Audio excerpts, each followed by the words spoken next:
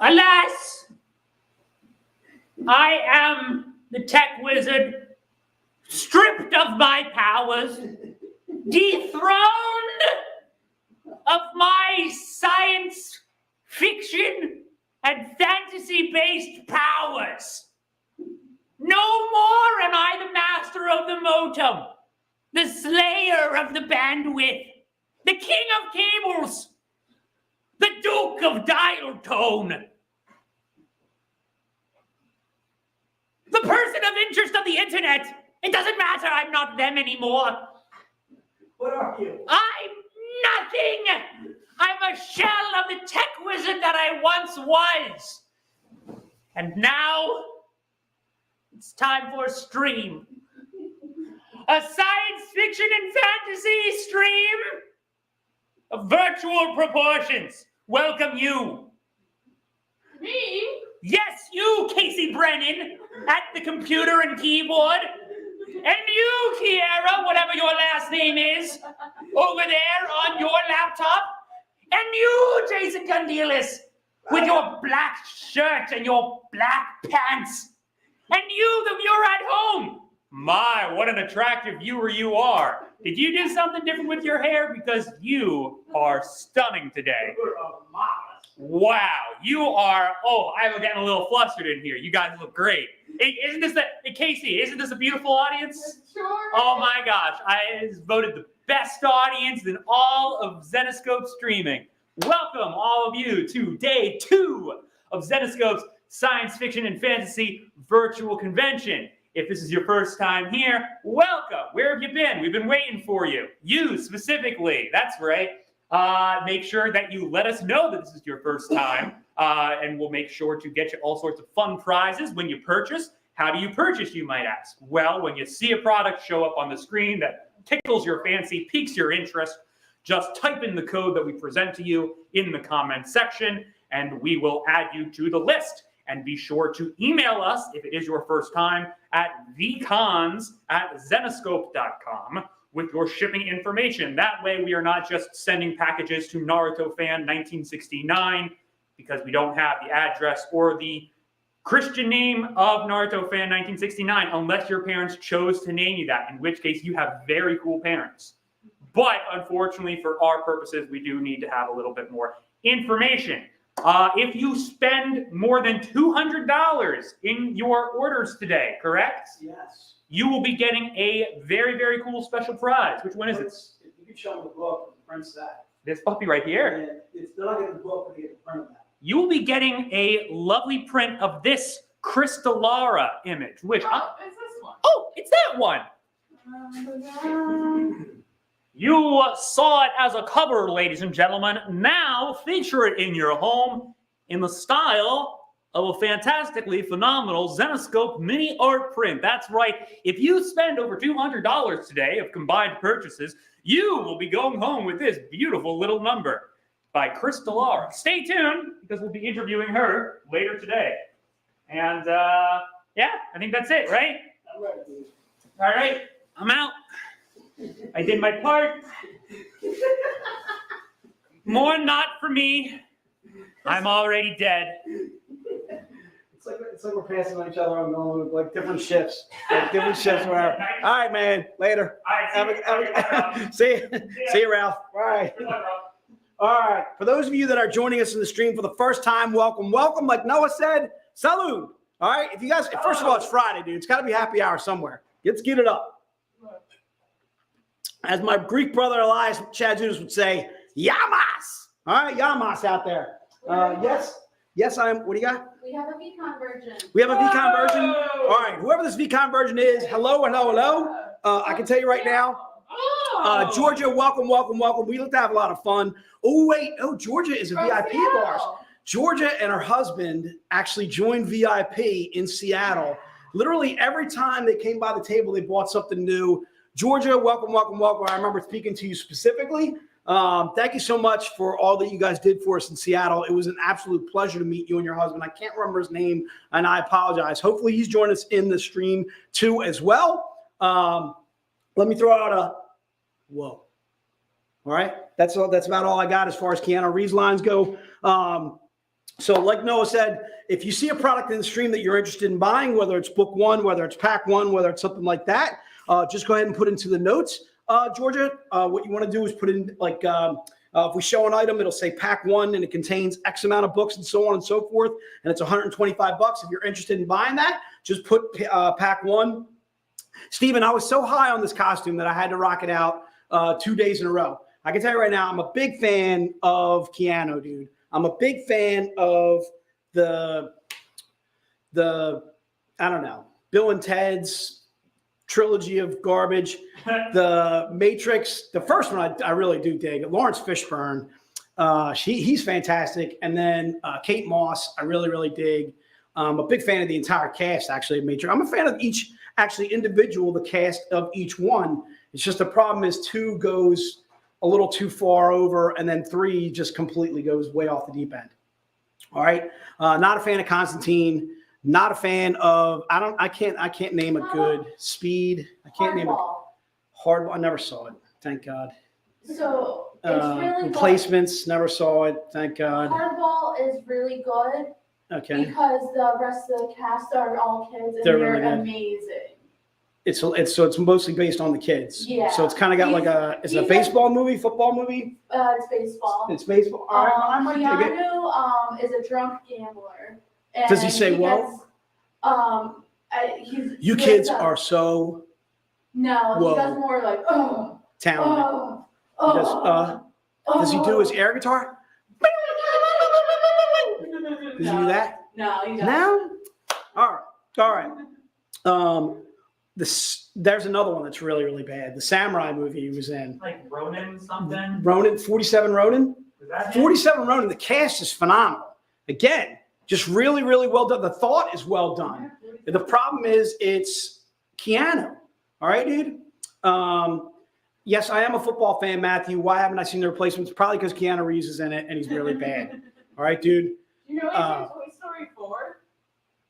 Oh, no. Well, at least he's doing a voice in that. I would think he'd actually be probably pretty good with voiceover stuff. The other thing is, too, is I want to say actually a huge tribute to Keanu Reeves in the fact that he literally gives away like 2/3, half of, 3/4 of his salary every time the man does a movie.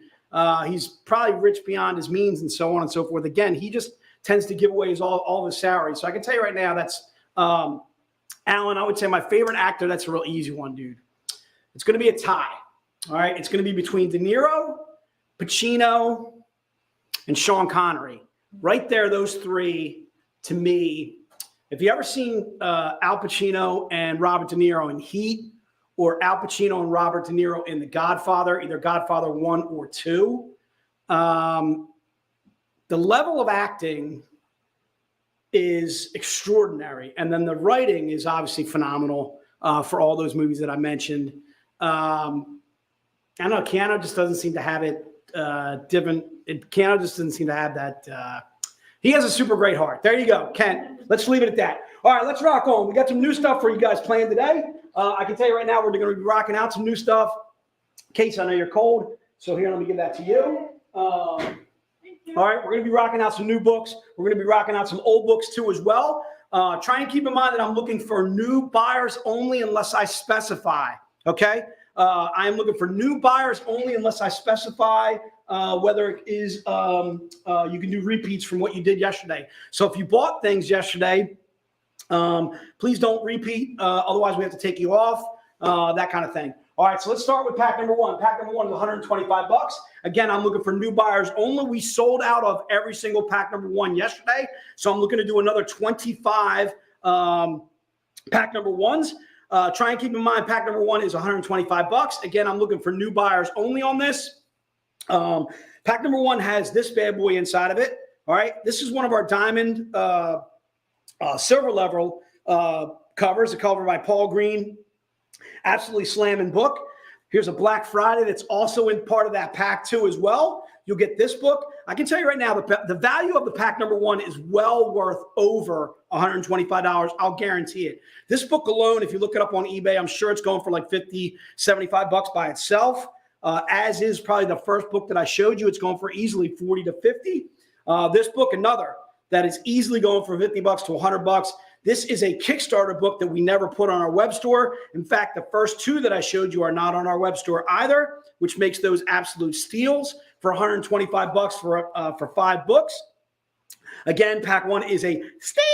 Antonio, you are the man, sir. Antonio, I got a funny thing I got to show you on my phone that Kevin Defletson sent me this morning. It's Jerry Jones trying to go in as a quarterback for the Cowboys. He's like, screw it, I'm gonna suit up, dude. I realize the rest of you guys suck past Dak, so I'm gonna go ahead and suit up myself. This is another one, an incentive cover that we did 2 years ago for filling out the sticker program. This is not on our web store. This is easily a $75 to $100 book, easily worth probably the cost of the pack by itself. Another Paul Green. We're calling this the Paul Green Pack 1, actually. And then the last book is an NCW. I think we did this about 2 months ago as an NCW. The book itself would have been $30 when it first came out. I'm sure it's probably around 30, maybe hovering around 40 or something like that if possible. But again, you're getting all 5 of these books for $125. Again, I am looking for new buyers only. Again, all these Paul Greens that you see here. And again, easily 4 of these books are worth $50 or more. This pack is Joe out of his mind, pack number 1.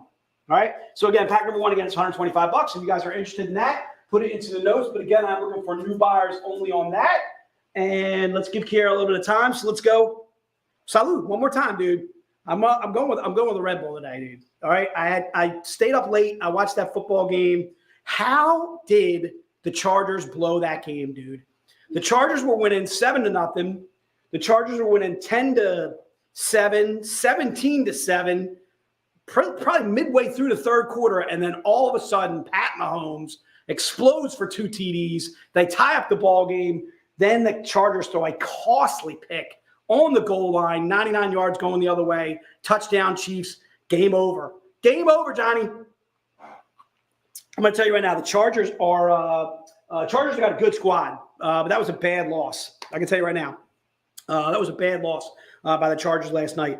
I had Eckler. I have Eckler on my fantasy team, and Eckler has yet to get in the end zone. And I can tell you right now, I'm about thinking about to bench that beep. All right, Eckler needs to start showing up, or he's out for the Goonies. Out for the Goonies. Goonies. All right. They did pull a Cincinnati, Jeff. I hear you, dude. I do like that kid Herbert. I don't like Herbert as much as I like Burrow, but I do like that kid Herbert. He's a big kid. He certainly can't move like Burrow, and he certainly does not react to sacks like Burrow does. Burrow takes a licking and keeps on ticking. All right, let's rock on. Let's go to – are you ready, Kara? I'm sorry. All right, let's go to pack number 2. Pack number 2 is a hodgepodge of Sun Kaminaki movie night books. All right? Case, if you want to go ahead and put up your graphic, go ahead and put up all your books. That way we can show them all at once. So you're getting Total Recall. You're getting Barbarella. You are getting Starship Troopers. And then you're also getting Resident Evil 2 as well. Those are all cosplaying of those movies. If you guys aren't familiar with movie night, we do movie night at least once a month. This month, it happens to be on the 28th of this month, which I believe is a Wednesday. I believe it's 6 p.m., and we're going to be doing Fifth Element. You guys got to stay tuned for that. I can tell you right now, it's going to be absolutely fantastic. Anybody that's interested in pack number 2, again, these are all $100 books, all $100 topless covers that we're making just $275 for the pack. You can't buy them individually. Or you could go out, you could buy them on the web store, but they're going to be $100 a piece. So if you go on the web store and you look any of these, I don't know what you're doing over there. If you, oh, sorry, that's okay. So again, if you're looking for all 4 of these at $275, again, it's $125 you're saving on the pack, which makes it a steal. All right. So again, you're looking for 4 nudes, all 4 topless covers. Try and keep in mind that all of those,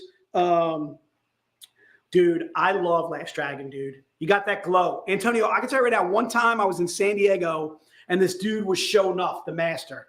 Show Nuff from Last Dragon. I don't think anybody in the place except for me knew who he was. And he had the freaking hair with the poof on the side and the nails. And he was like, who's the master?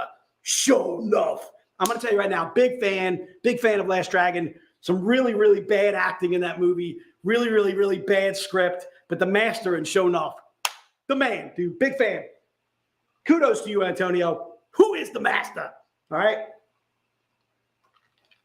All right, let's rock on, Kiara. You ready to rock on? Let's go to pack number, where are we at? Pack 3, dude. Pack 3 is a random. All right, pack 3, you're going to get 4 books. I'm going to show you 5. You're going to get 4 of these 5. I can tell you at least 2 of them that are going to be definites. Pack number 3, keep in mind, it's $400. The reason why it's $400 is you are getting you're getting topless covers that are from our secret stash that we did in past months and so on and so forth. You could get this bad boy. That could be in your pack. All right. You could get this bad boy. That could be in your pack. Little Paul Green. What? Big fan of Paul Green. I can guarantee you're going to get this bad boy in your pack. Slamming. Beyond slamming. I think that's John Moyle. Big fan. Is that Royal or is that Dooney? I think that's Dooney, dude. I misspoke. I think that's Dooney. Big fan. Big fan. That's going to be part of your pack. You could get this one. This one's a John Royal. That could be in your pack. Okay? Or you could get this bad boy by Paul Green. Actually, this one's definitely going to be in your pack. All right? And I got to admit, that's some pretty good sticker work, but I can deal with this right off the bat. All right, dude? Big fan. All right, so again, you're going to get 4 of those 5. It's a $400 pack. Try and keep in mind you're spending $400 when you buy the pack. If we have leftover pack 1s, 2s, and 3s in the recap hour, we will then open it up to everybody. Pack 2, yeah, Larry, if you want to double up on pack number 2. In fact, Larry, if you want to triple up on pack number 2, I'm fine with it. Looks like we got plenty of pack 2s left for people. Do we have plenty of pack 3s too as well? All right, so let's do double ups on pack 2 and 3 for right now. Pack number 1, I'm going to hold off on for right now, though. So pack number 2, pack number 3, if you're looking for double ups on either, you are more than welcome to do so. Larry called me this morning while we were enveloped in a conversation about Wawa and some of the personnel, the co-workers, or the workers, I should say, at Wawa. And let me tell you, it was not a PG conversation. All right, and I want to say that my coworkers have fantastic ideas. All right, they have fantastic ideas. That's one of the things that makes this company so great. Dave Franchini, Chris Cote, Ashley, Vandecore, graphic design, Kiera, Casey, of course, Noah. Can't forget about Noah. I can tell you right now, it's always a lot of fun in the office. Some of the discussions that we have. All right, if you guys could be a fly on a wall, you guys would have a lot of fun too. All right, let's rock it out, dude. Let's go to book number 1. Book number 1 is eBass, dude. I am looking for new buyers only on book number 1. Wawa, big fan, dude. They got Wawa down in Florida. Larry told me. Mark, Wawa is the greatest thing ever invented. It's all up and down the East Coast. It's basically like a small market that has food, coffee, all that stuff, everything you can think of. They also have like, sodas and all sorts of drugs. What do you got? It's a gas station with a deli. There you go. It's a gas station deli combo is Wawa, dude. And we're a big fan of Wawa. So we're getting a Facebook user. Oh, that's Jay Long. Jay Long, once again, has not fixed his Facebook. Jay, I was pointing you out yesterday, dude. Jay sends me all kinds of fantastic Cowboys memes. So does Kevin Defletson. So does Phil Zill. So do a lot of our VIPs. I want to say a huge thank you to you guys for always sending me the Cowboys stuff that rips on the Cowboys. I always find it absolutely hysterical. I don't know what Boosie's are, and I can tell you right now, Gary, Boosie's is not better. Wawa completely dominates the East Coast. Okay, dude? It goes all the way from Maine all the way down to Florida. And it started here in I believe it started here in PA, didn't it? Wawa? Jersey? Was it Jersey? It definitely started really close to us. It was either New York, New Jersey, or Philly. I could have swore it was PA too also. If you guys could look me up on that. So anyway, Wawa's king, dude. Wawa's the bomb. Great food, great people, as we were discussing this morning that work at Wawa. Big fan of those that do that rock out the Wawa, dude. All right, love the Wawa, love the Wawa. Big fan of the Wawa. All right, so again, book number 1 is Belle. It is. Oh, I forgot the title of this thing already. Oh, there it is. Hunt of the Centaurs. Whoop, there it is, right there. Belle, Hunt of the Centaurs. It's cover F as in Frank. If you guys are interested in Belle, Sheets, yes, Sheets. I'm a fan of Sheets. I've been to a Sheets. Big fan. Sheets is not bad. If Boosie's in a Walmart side, we have Walmart, dude. That's like basically saying you got a super Walmart, okay, dude. And I can tell you right now, Walmart does not have the food that Wawa has. Walmart is.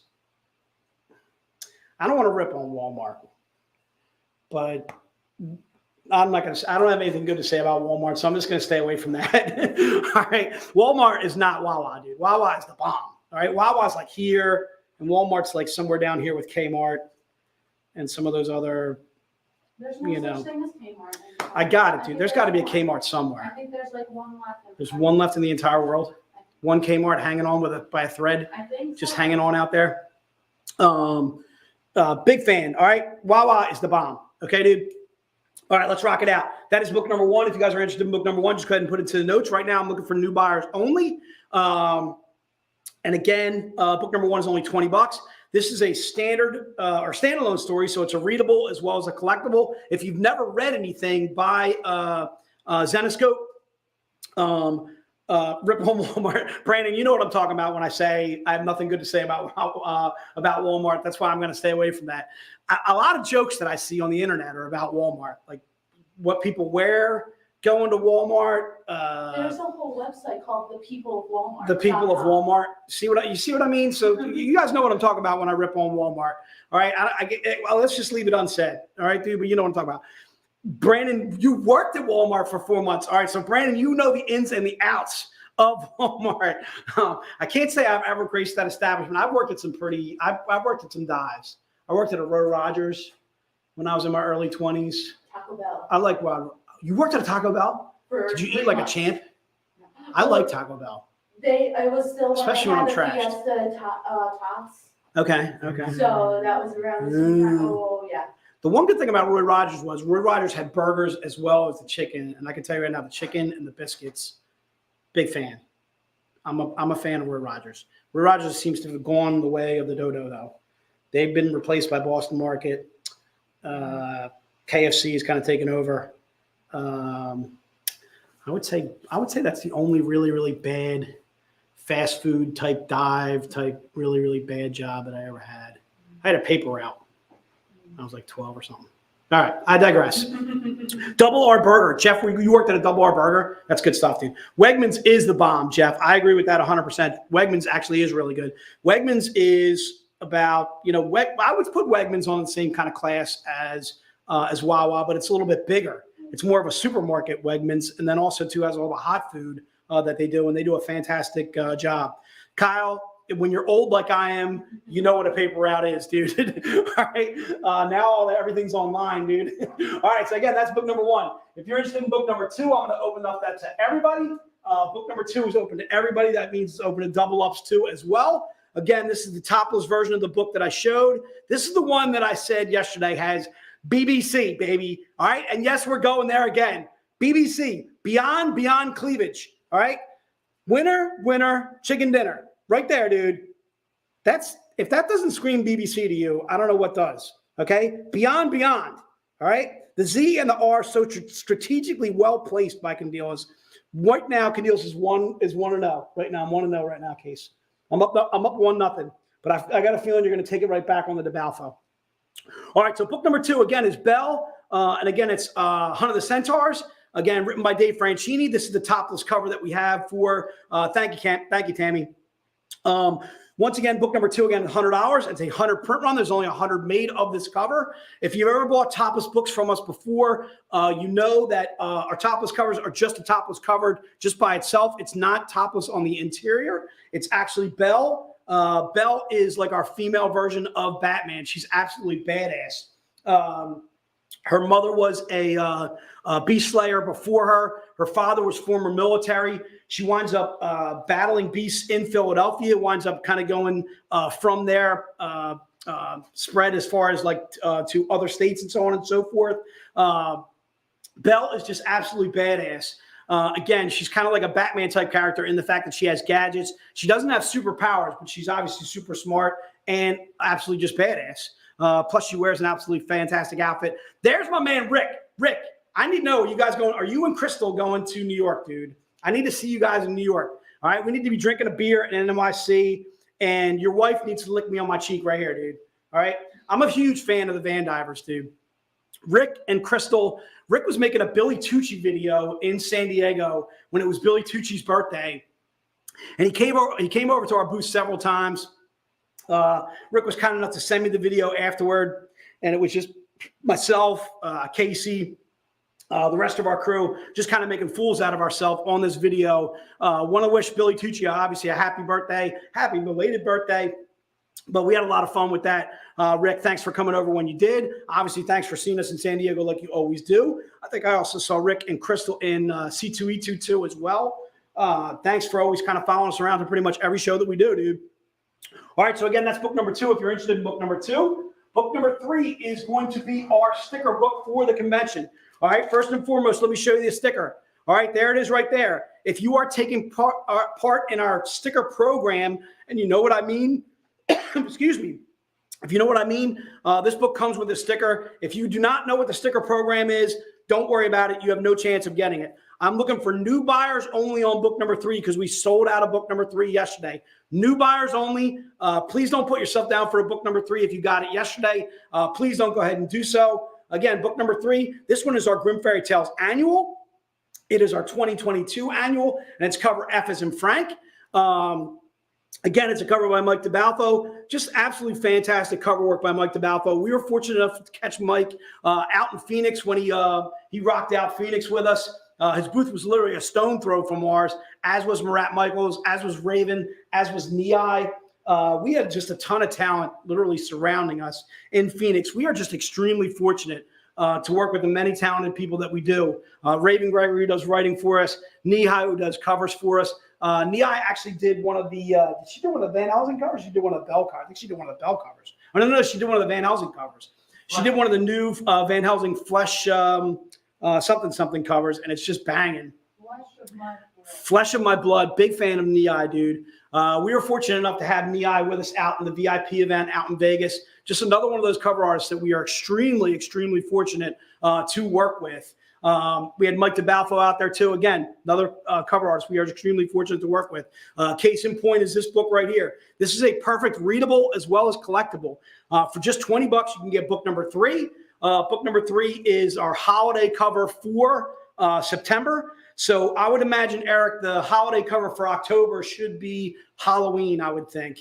I would venture about, I would say 99% guess. That is an excellent guess, Eric, that it'll have to be a October themed book. But obviously it won't come out, I think, to probably the October stream that we do.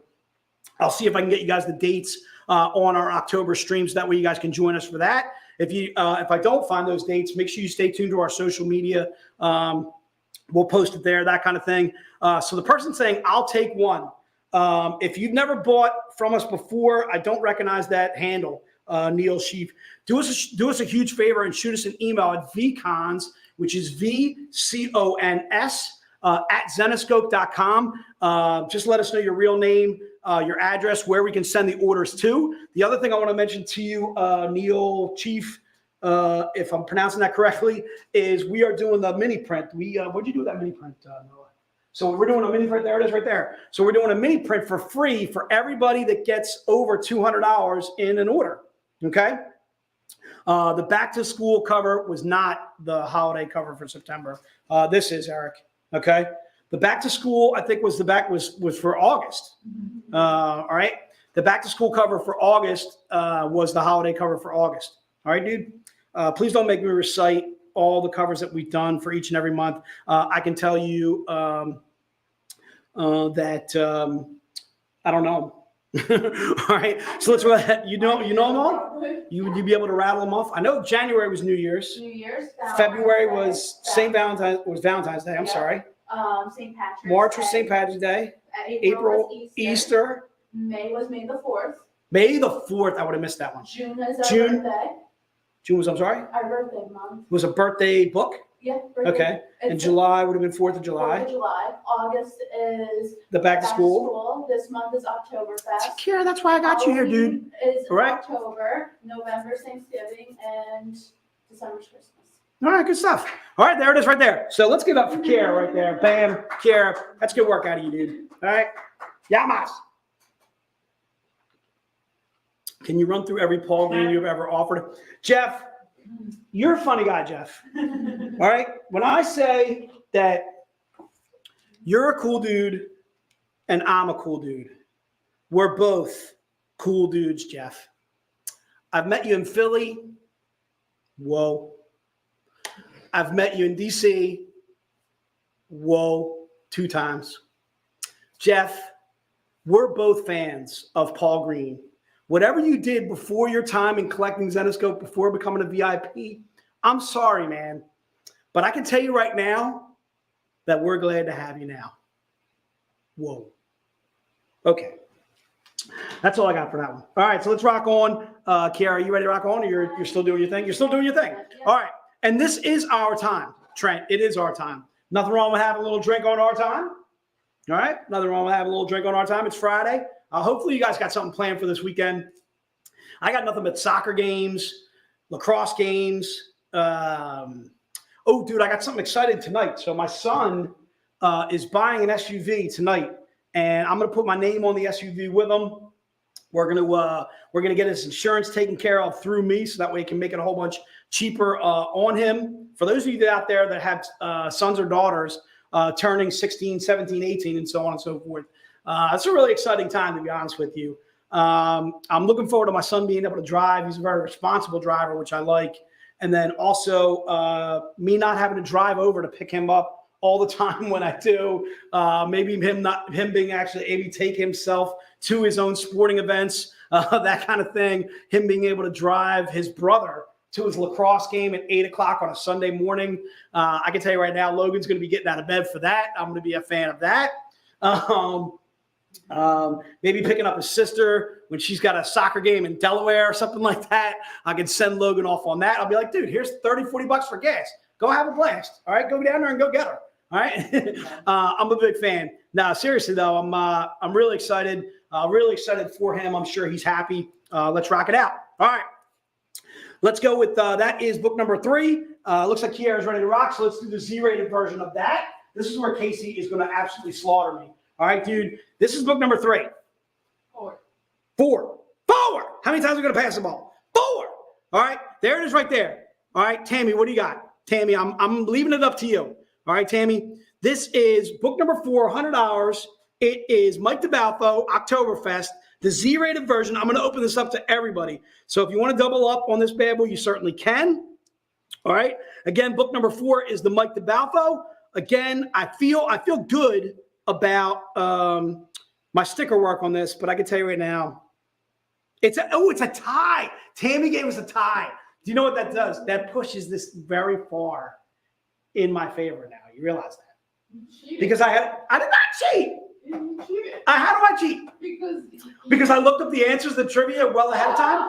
Is that what I did? No. You looked at mine.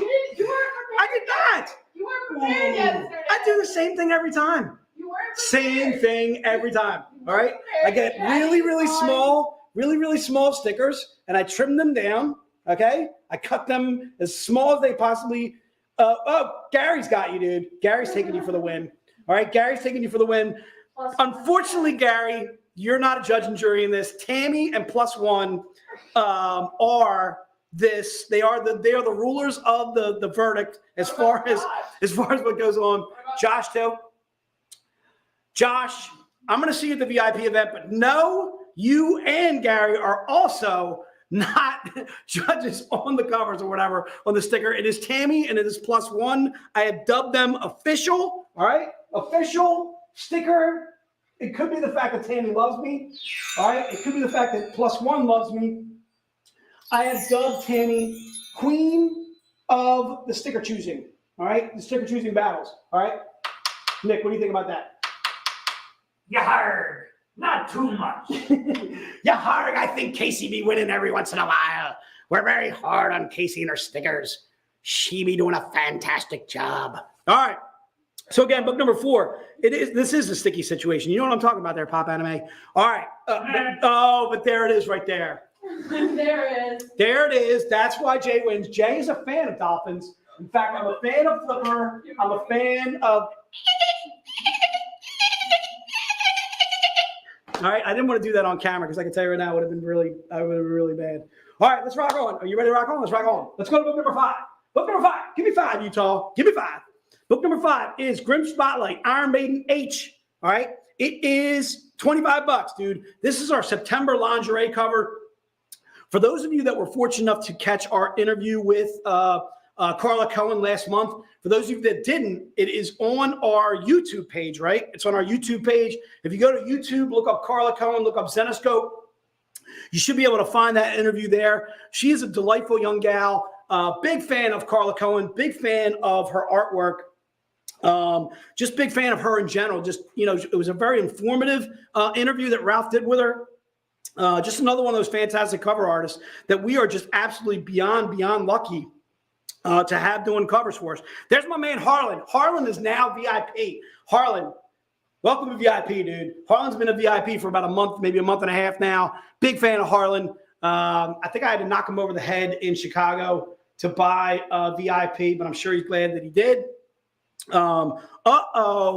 Gary is asking what shirt size you wear. I think it's a small now. I wear a small or medium? Medium, like unisex small. All right, so men's small, women's medium. All right, there it is.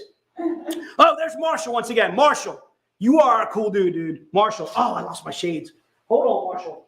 I think we had like 2 or 3 people sign up for VIP yesterday. Great. We had 3 people sign up for VIP yesterday, including Marshall. So we want to say huge kudos to those. Also, they are I believe they were stream virgins too as well. We had some stream virgins. We had. Hold on a second. I want to say a huge thank you to the people that bought. I think Alan Purity, if I'm not mistaken, also bought VIP yesterday. I think I saw Alan in the stream. So huge kudos to him, and huge kudos to Angela Hoffner too as well. Yes, Alan, thanks so much, man. Thanks for joining VIP. I can guarantee you're not going to regret it.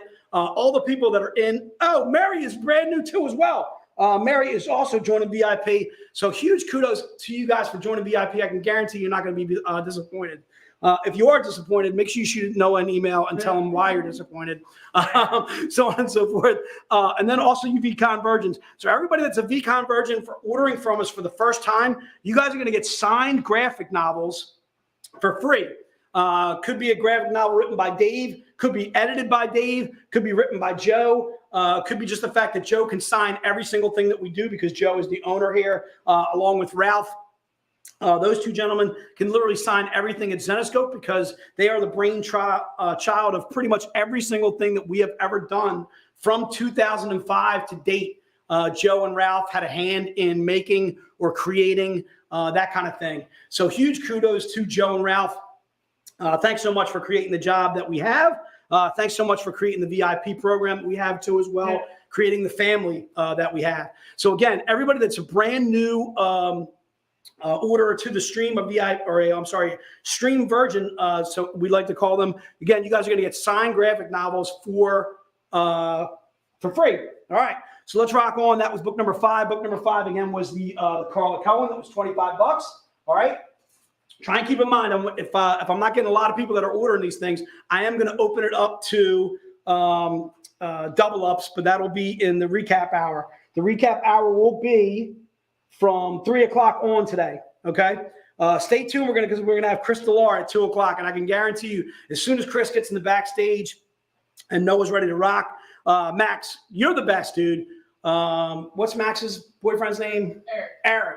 Max, you and Eric are the best, dude. You guys rock, dude. Thanks for joining VIP with us too as well. We were fortunate enough to meet Max and Eric out in Seattle. Just a fantastic couple. And again, I think they literally, every time they came by the booth, they bought something new. Same thing with, what is her name? She's on the stream right now. I just pointed out her last name. I'm terrible with these names. Anyway, Georgia. Yes, Georgia Cookson. Thanks, Case. So again, Georgia and her husband also bought VIP out in Seattle, brand new VIPs of ours. Thanks so much to the VIPs that signed on yesterday. Alan, Marshall, thank you guys so much for rocking out with us. I'm gonna tell you right now, exactly like IK is saying right there. We extend open arms to you guys. Thanks so much. Thanks very much for being a VIP. I can promise you, you're not going to be disappointed. And there, once again, Candelas for the win. All right. Book number 6 is the Carla Cohen, the nude version, or the topless version, I should say, of the lingerie cover. It's Grim Spotlight Iron Maiden. It's cover I, as in I am the champion. I am the champion. Stickers and stickers. Okay. All right, let's rock out. So that's book number 6. If you're interested in book number 6, put it on your notes or put it into the notes and it shall be yours. All right, I'm keeping book number 7 from yesterday. Are you still doing book 6s? No. All right, so again, that's book number 6. The Jay Long. Jay, huge fan, and +1 agrees. +1, big fan of +1. All right, Jay, always keep sending me the pictures that you're sending me, dude. Jay Long sends me some of the funniest cowboy stuff. I wound up either putting on my Facebook page or it cracks Casey and I up, Noah, Kiera, Dave Franchini. I always tend to show all those messages too. So when you guys do send Gary, look, you're anti-Jay. All right, it's obvious. Okay, take your Cowboys and sulk elsewhere. Okay, all right. I'm sorry that Dak got hurt, dude. I'm sorry, but the season was over well before Dak got hurt. It was over well before Dak got hurt. Okay, dude. I'm sorry, and you're sorry, and it's okay. All right, go Birds, baby. All right, let's rock out book number 7. Book number 7, I'm going to open this up to everybody. So if you got book number 7 yesterday, you may get it again today. The book is Bell, Hearts and Minds, the one-shot, cover E as in fly, Eagles fly, those Cowboys stink. All right, that's what the E is for. All right, book number 7 is Bell, Hearts and Minds, the one-shot E is in Edgar. All right, there it is right there. Amber is also a Cowboys fan, but we got a funny story actually to tell. So while we do some book 7s, while we do some book 7s or whatever, let's talk about Amber. So somebody had put something on my Facebook page about the Cowboys being terrible. Like something about like they start out high hopes, they win a few games, then they start losing, then they make the playoffs, then they lose first round of the playoffs, something like that. And that's the cycle. And it goes every single year for the last 26 years. But they don't make the playoffs every single year for those 26 years. In fact, I'll guarantee it, they are not making the playoffs this year. But anyway, my point being, this is the cycle that is a Cowboys fan. So Amber put underneath of it, I believe in them boys. This is our year. I believe in them boys. This is our year. And then all of a sudden, 19-3, and Dak's on the ground, and he's writhing in pain. Now, mind you, I'm not making fun of the fact that Dak got hurt. It was Eric. Eric, it was you, sir. Thank you so much for sending me that. I'm sorry. Gary, I'm sorry your season is over. Oh, Amber ain't a true Cowboys fan. Oh, wow. All of a sudden there's dissension. There's dissension in the ranks. There's dissension in the ranks. Is it because of the fact that she's from Pennsylvania, like Western PA, and she roots for the Cowboys? Is it? She's Eastern PA. Scranton? Yeah. Where's Scranton, dude? Scranton's like freaking. Just directly north of us. It's just north of us? Yeah. So where we went on that I thought it was way out there or something. No, where we went on the retreat, it's like 45 minutes north. I thought it was like Harrisburg or something. No, like- I grew up there. So. Scranton? Yeah. All right. I know where it is. All right. I can drive there with my eyes closed. All right, so we have to forgive Amber. She should be an Eagles fan. She should be a Buffalo fan. She could be a Giants fan, maybe a Pittsburgh fan at the least. I'm assuming that you mean Dak is a Mississippi guy. He will bounce back. The other thing is Dak is such a class act compared to like past Cowboy quarterbacks that I really can't stand. One being Tony Romo. I'm a fan of Dak as a person. I think he does an absolute fantastic job in the charities that he gives to. I find Dak. If Dak was an Eagle, I'd probably dig Dak, but he's not, so I can't. All right, there it is. So that's book number 7. All right, let's rock it out. There's book number 7. Book number 7 again is $50. This is one of the new books. It's book number 8. Book number 8. I'm doing this for $10, dude. And yes, you can do double ups right off the bat. Book number 8. This was a book that we were selling for $20. Like Kiera pointed out, in the month of March, it still has the sticker. All right, if you want that sticker, $10, dude. Mike Crone, steal of steals. If you want to do 2 book number 8s, please put it into the note ×2, and we will put you down for a ×2 on that bad boy. So again, book number 8, $10. It was $20. Literally 4 months ago, 5 months ago, whatever it was. I can't do the math. I'm terrible. All right. Book number 8 is now just $10. This is also a you know what? I'm not sure if it's a standalone story, but it is Grimm 57. I'm going to say it's part of a new story arc. Let's see what the story arc is, and I will read it to you right now. It's Teeth, Claws, and Bullets. It's what again? I'm sorry. It's like towards the end of the. It's towards the end of that story arc. Yeah. All right. But anyway, you're getting some Grimm fairy tales written by my main man Dave Franchini with some fabulous artwork by Babasu. I'm gonna tell you right now, I've met Babasu, another one of my Greek brothers from another mother. Babasu, I don't want to mispronounce his last name. I'm gonna guess it's Cortis. Big fan of Babasu. All right. This Grimm fairy tale is coming from the minds of Dave Franchini, Ralph, Dave Wall, and Joe Bruscia, of course. All right. And Dave Franchini, the writer. All right. Some absolutely fantastic work on Teeth, Claws, and Bullets. All right. So again, perfect standalone readable too as well. All right. You're getting some of Grimm Fairy Tales, which is our main series. It's where we started as a company back in 2005. We started out with Grimm Fairy Tales 1.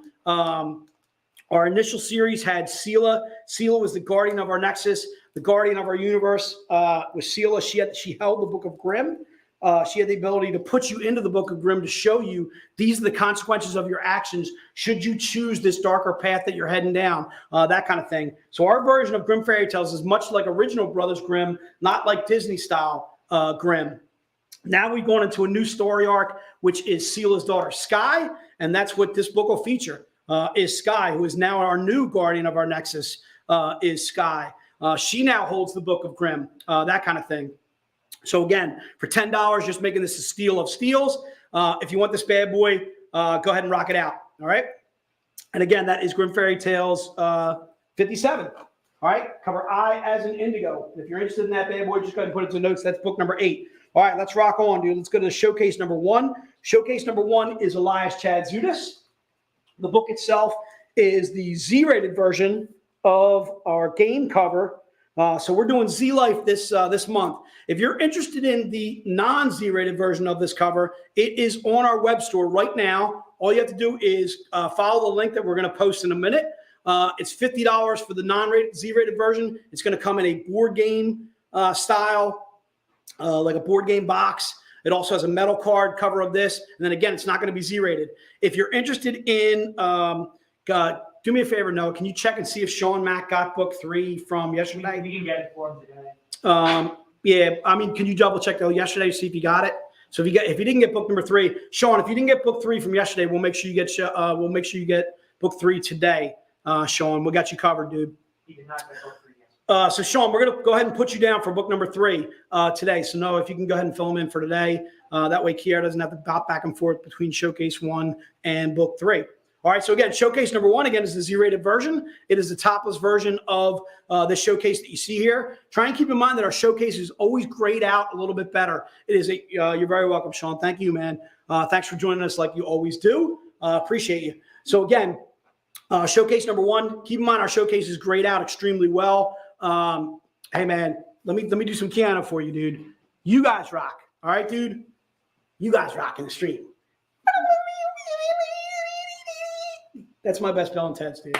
Sean was actually one of our new VCon people. He's one of our new VCon buyers? Yeah. Oh, Sean, we got a graphic novel coming free to you, dude.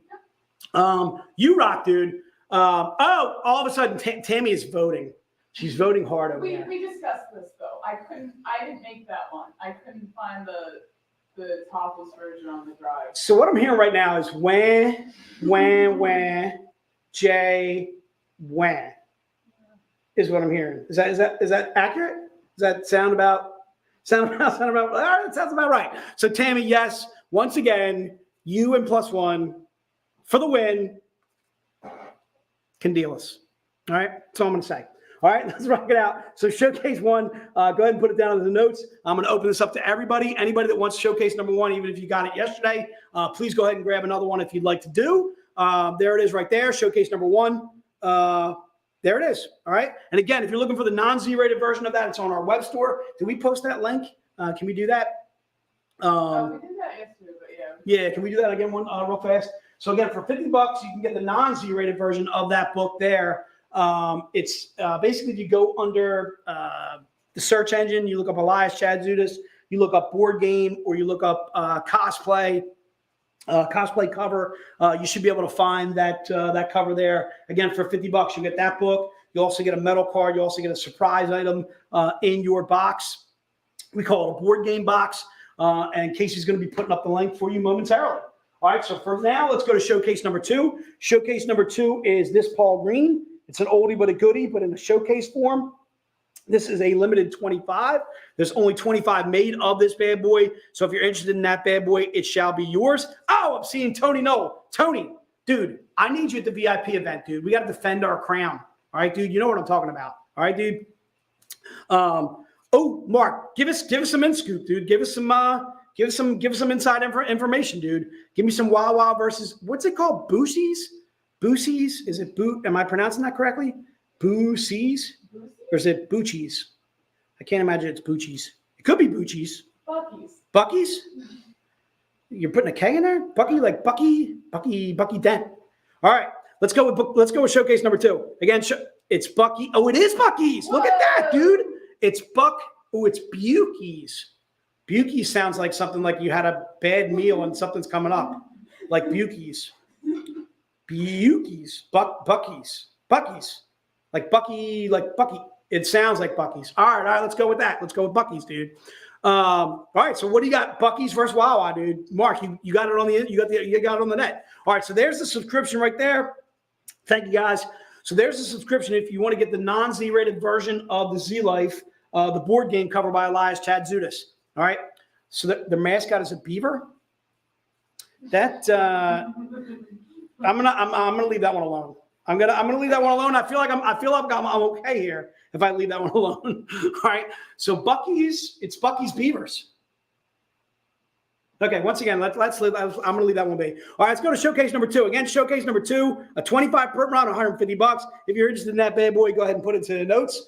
Yeah, I use BBC, Mark, because BBC is an actual network in London. All right, in England. Okay. Use that. The people that are in this room and those on the stream can get your minds out of the gutter. BBC is what? What do you got? Big block Chevy. a big something Chevy? Big block. Big block Chevy? The engine. All right, big block Chevy. All right, let's go with that too. I'll drink to that. All right. All right, get your minds out of the gutter there, Mark. All right, dude. Yes, I use BBC because it's beyond. Let me show that cover again because I love it. All right, this is Candilas for the win. This is my first win. Beyond cleavage. Okay, dude? There it is right there. Oh, you're putting it up because you're a glutton for punishment. There it is right there. All right? Beyond. There's like not so much here, not so much over there. Oh, actually, it's over on this side. So not so much over that way, this way. This, not so much here, but here. That's real good. This is good. Over here, not so much. All right, not so much. Not that the cover's not the same. It's just okay. That's all right. Let's go with it. All right, so that was showcase number 2. We do not have any metal ones beyond cool or beyond cleavage is what I would say, Justin. But thanks though. Thanks for playing. All right, let's rock it out. I think we still got plenty of time. Let's go to the metal, dude. All right, so this metal is brand new for the stream. We are doing metal number. We're gonna make it metal 2, right? All right, so this is metal 2. The reason why it's metal 2 is we were doing metal 1 just yesterday. If you're interested in metal number 1 yesterday, shoot us an email at that VCons, and if we have leftover metals, we'll try and fill as many as we certainly can, because we certainly appreciate those that are watching the stream. We want to try and do the right things for those people that are in the stream. This is going to be metal number 2. Again, metal number 2 is a Keith Garvey. It's a limited 20. Okay, and I feel like once again, Case, it's close. I don't know about you, but if I'll let you vote, dude. What do you got? Last time I pasties, it was pasties cheating. Pasties was gonna win if she was the pasties. So I tried making. I used the whole circle. I used the whole circle here. I think. Actually, the one I trimmed down a little bit. But the one is, that's a full, so this is normally what the full sticker looks like. I don't know if I can put my finger there. I can use the full sticker here. All right. I use the full sticker there. This one I trimmed a little. Okay. All right, where's Tammy when I need her? Tammy, where is it? All right, what do you got? All right, crazy steal, $100, dude. $100 for a 20 print run medal. What? Well, my eyes go to Jay's. See, this is why Tammy is the judge right here. Tammy, she gives you a little insight as to what brings her to the decision. She's like one of those dog judges, the people that are judging the dogs that are prancing around. She's like, not only did that dog not take a shit on the floor, which is a win, but the dog pranced around with its tail up the entire time. It seemed to be smiling, all right? It seemed to be having a great time, the fact that it was here. And that's why Tammy's a good judge, all right? She doesn't just give you Jay for the win. She gives you insight into why she's picking my cover, all right, and picking my sticker abilities, all right? Again, medal number 2, if you're interested in that bad boy, Michael, book 1 is not sold out. Let's put down Michael for book number 1 if we can. All right.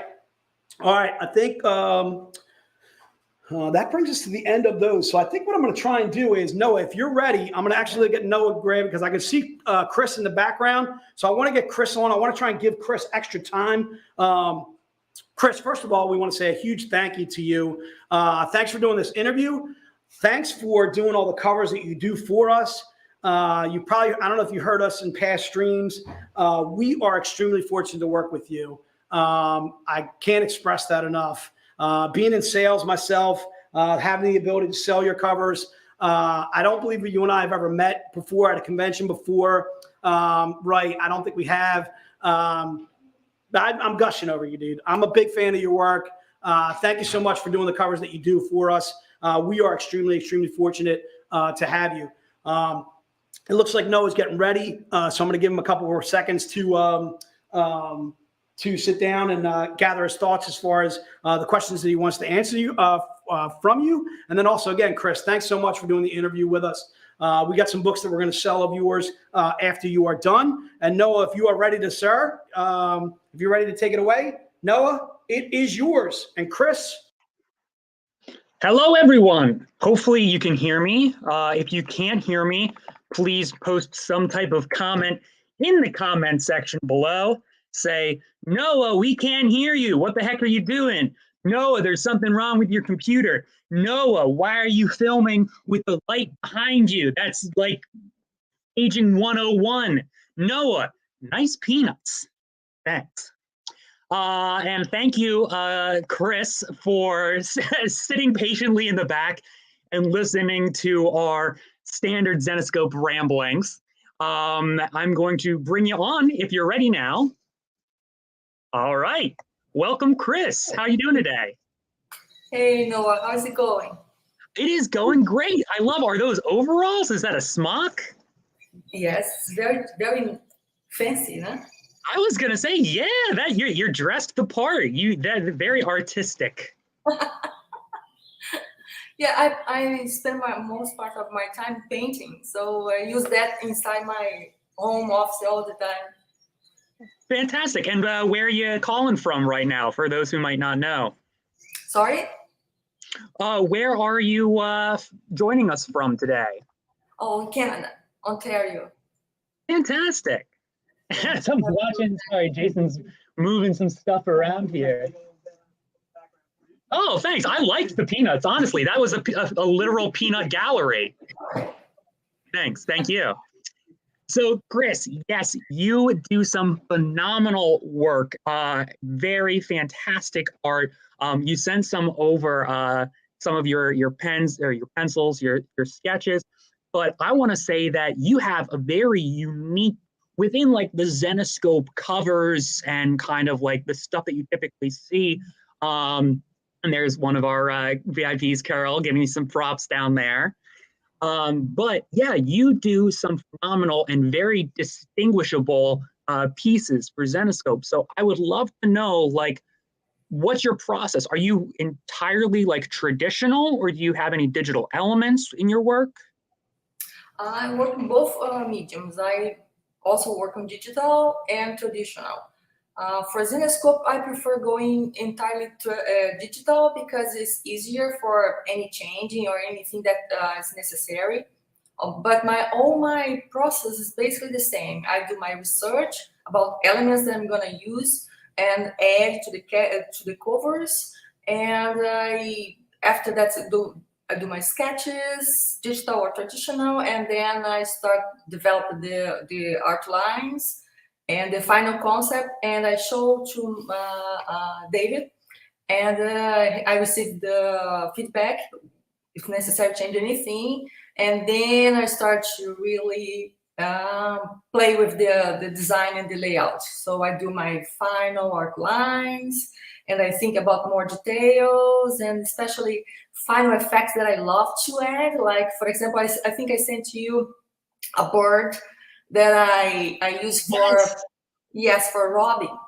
So I was working on for Robin cover. So I thought, okay, maybe I can put a bird, maybe a robin that we have here in Canada a lot. So I was thinking, oh, let's try something more. And so I like to create my own assets, assign another file, and then I apply on top of the cover. So I like to play with elements together around the character. So especially on that newest series that I'm doing for Zenescope, I'm creating with a lot of little details, adding to the final cover. What I mean is I love having fun when I'm creating, and especially for Zenescope, because Zenescope gives me all the freedom. So I can be very artistic, I can push a little more, I can create more effects, textures. So that's what I like to do.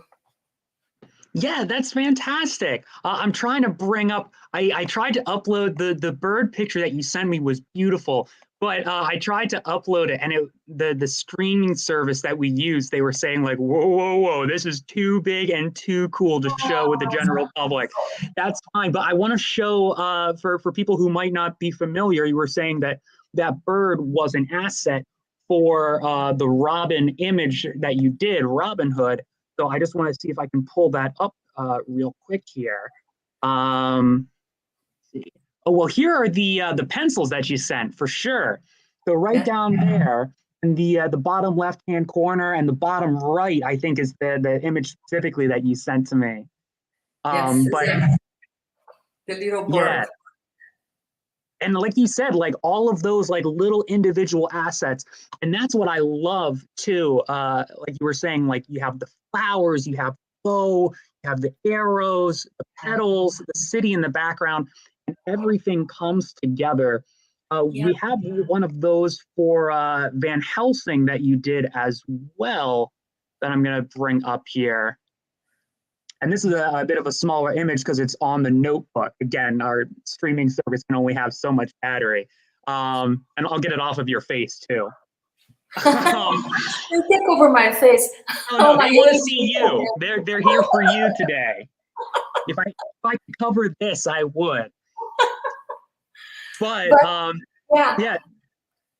In that case, is every single cover that I'm doing on this series, especially, I'm trying to tell a story in one single image. So everything that I can relate with the character, I'm from the background of the character, or maybe of the costume, or something that can be related, can add more information and make people have a kind of a traveling when they are looking to the cover, so they can play around, they can go and see something that is related with the character and can tell a story in some way much more related with maybe the personality of the character or what they like to do. So like how they are.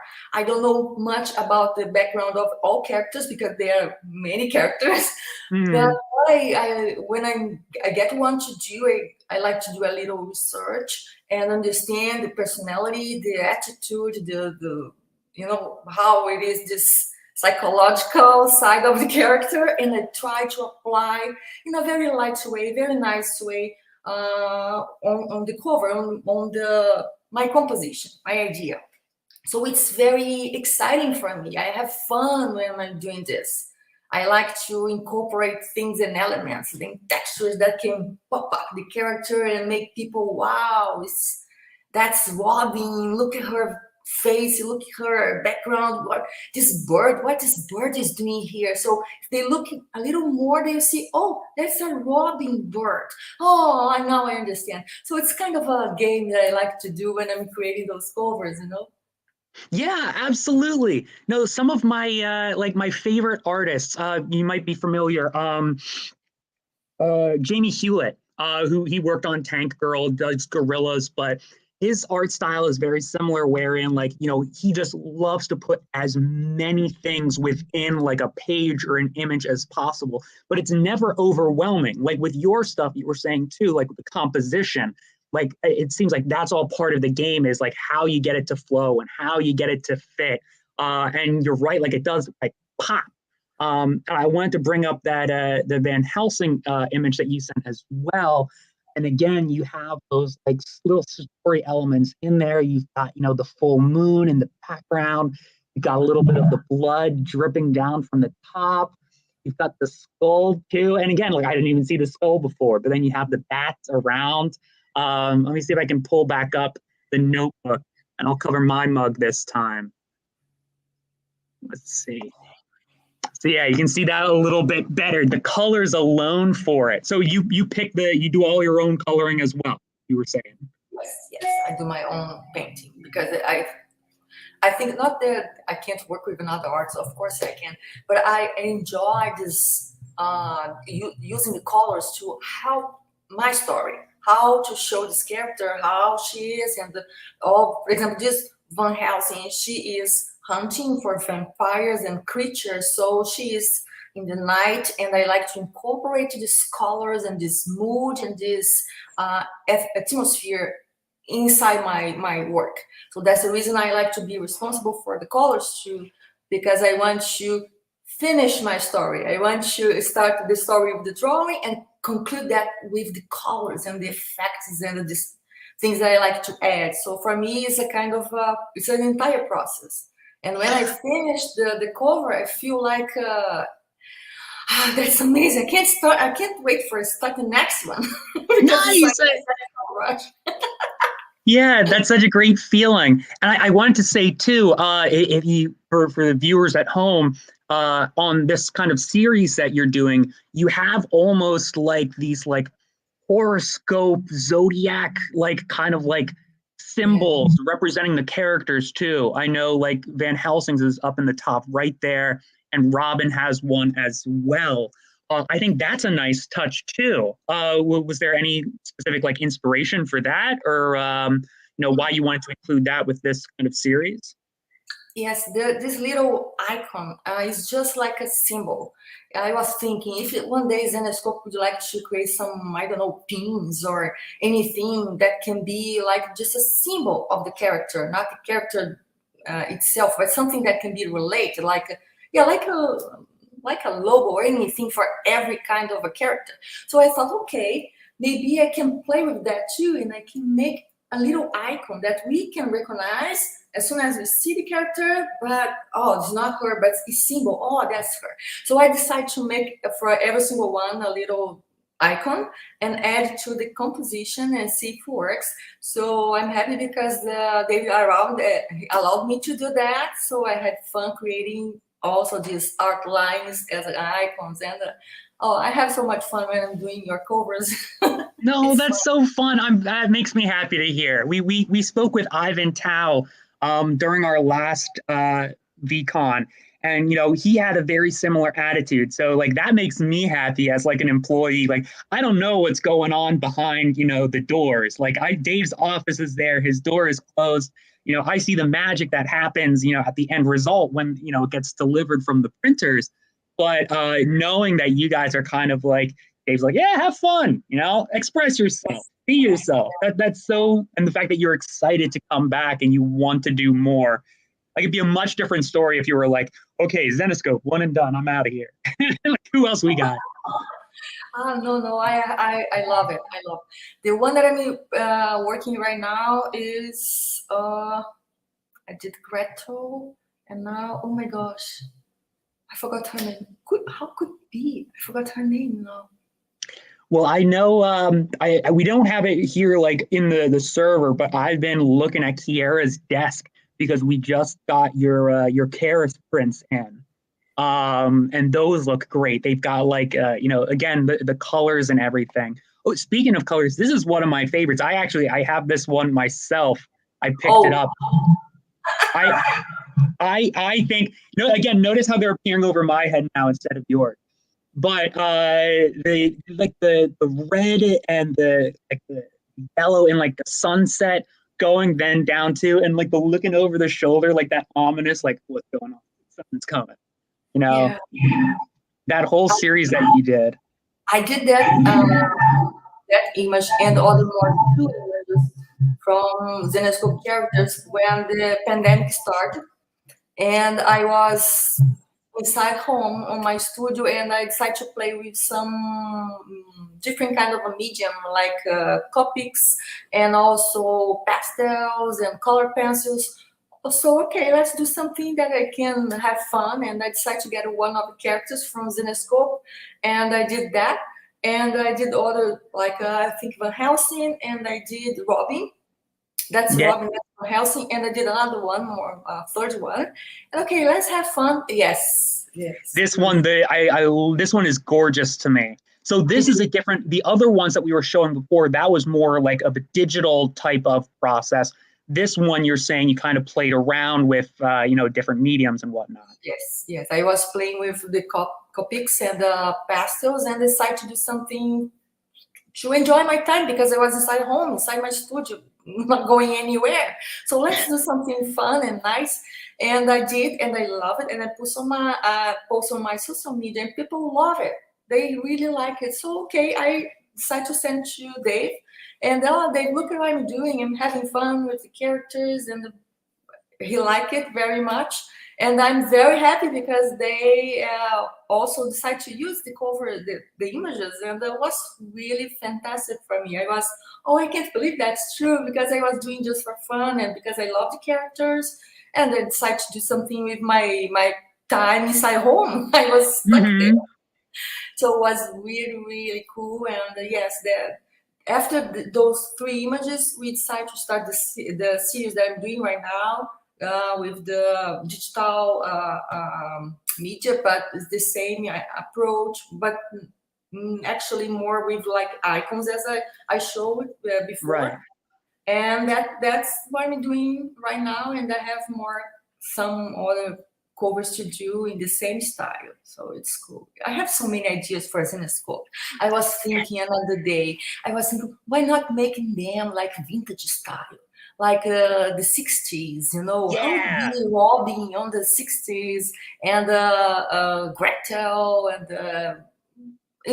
many other characters in the 60s. So that's my idea for David. Let's see. Oh my gosh, I would love that. Yeah, super. If I can pick your brain a little bit, are you thinking like kind of like the London, like psychedelic kind of like pop stuff, or like give me some examples, some inspiration that you're fond of right now? Like for the 60s? Sure, yeah. And then I want to talk about other inspirations. Yeah, for example, I love real evergreen, so I was thinking in one of the characters, like evergreen. So how would it be to design the costume relates to the 60s, but it's still Robin, for example. It's her. We can see Robin, we all the characters, we can recognize them, but adapting to the 60s. That's an idea that I have here, waiting for the right moment to say, hey, David, what about this? Let's have fun doing them on 60s. And the other things, for example, sci-fi. We can make them in sci-fi style. And the other stuff, other things, I have so many ideas for characters and how to adapt to them. It's kind of a game for me, like a puzzle. Because I need to keep all the elements from this character. I need to respect this character, but at the same time, I have the mission to play around and create something completely different, but completely recognizable. Because the fan base, they need to be respected. They love the character. They want to see that character. So my mission as an artist is play with this, but respect my fan base. So otherwise they won't be happy. If they're not happy, so it's not good for us. So I need to make this game very well done and make them happy and recognize, oh, I see Gretel here, and I see I see my favorite character in here. That's the one that I love, but she's on 60s. Oh my God, that's amazing. That's my goal when I'm playing, and these ideas, I put myself on the shoes of the audience and the fan base and go, okay, I need to make them happy, but I need to have fun too. So that's what I try to do, and I love this freedom that Zenescope always allow me to have, and I'm very grateful because they invest on my ideas as an artist, and I feel part of the group. I feel part of the team. I feel part of this family, creating these covers and enjoying them and having fun, seeing them real. For example, the book, these two books, especially this one. When I received that, I was can't believe that I can see. It's so cool. It's so much better than on my computer. I love seeing that. It was fantastic. The colors are amazing, exactly as I did and I planned. That's so great. So yeah, for me it's a big pleasure and a happiness creating, developing, and having fun. That's amazing.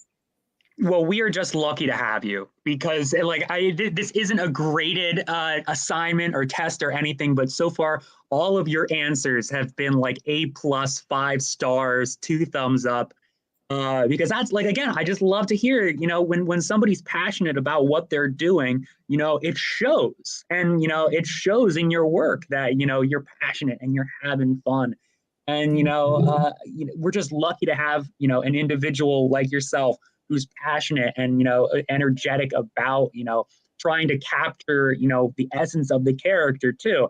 And that's one of the things I like about Zenescope too, is kind of, the variety of characters, like a Belle book, is going to be different than, a Robin book. They both solve their problems, completely differently.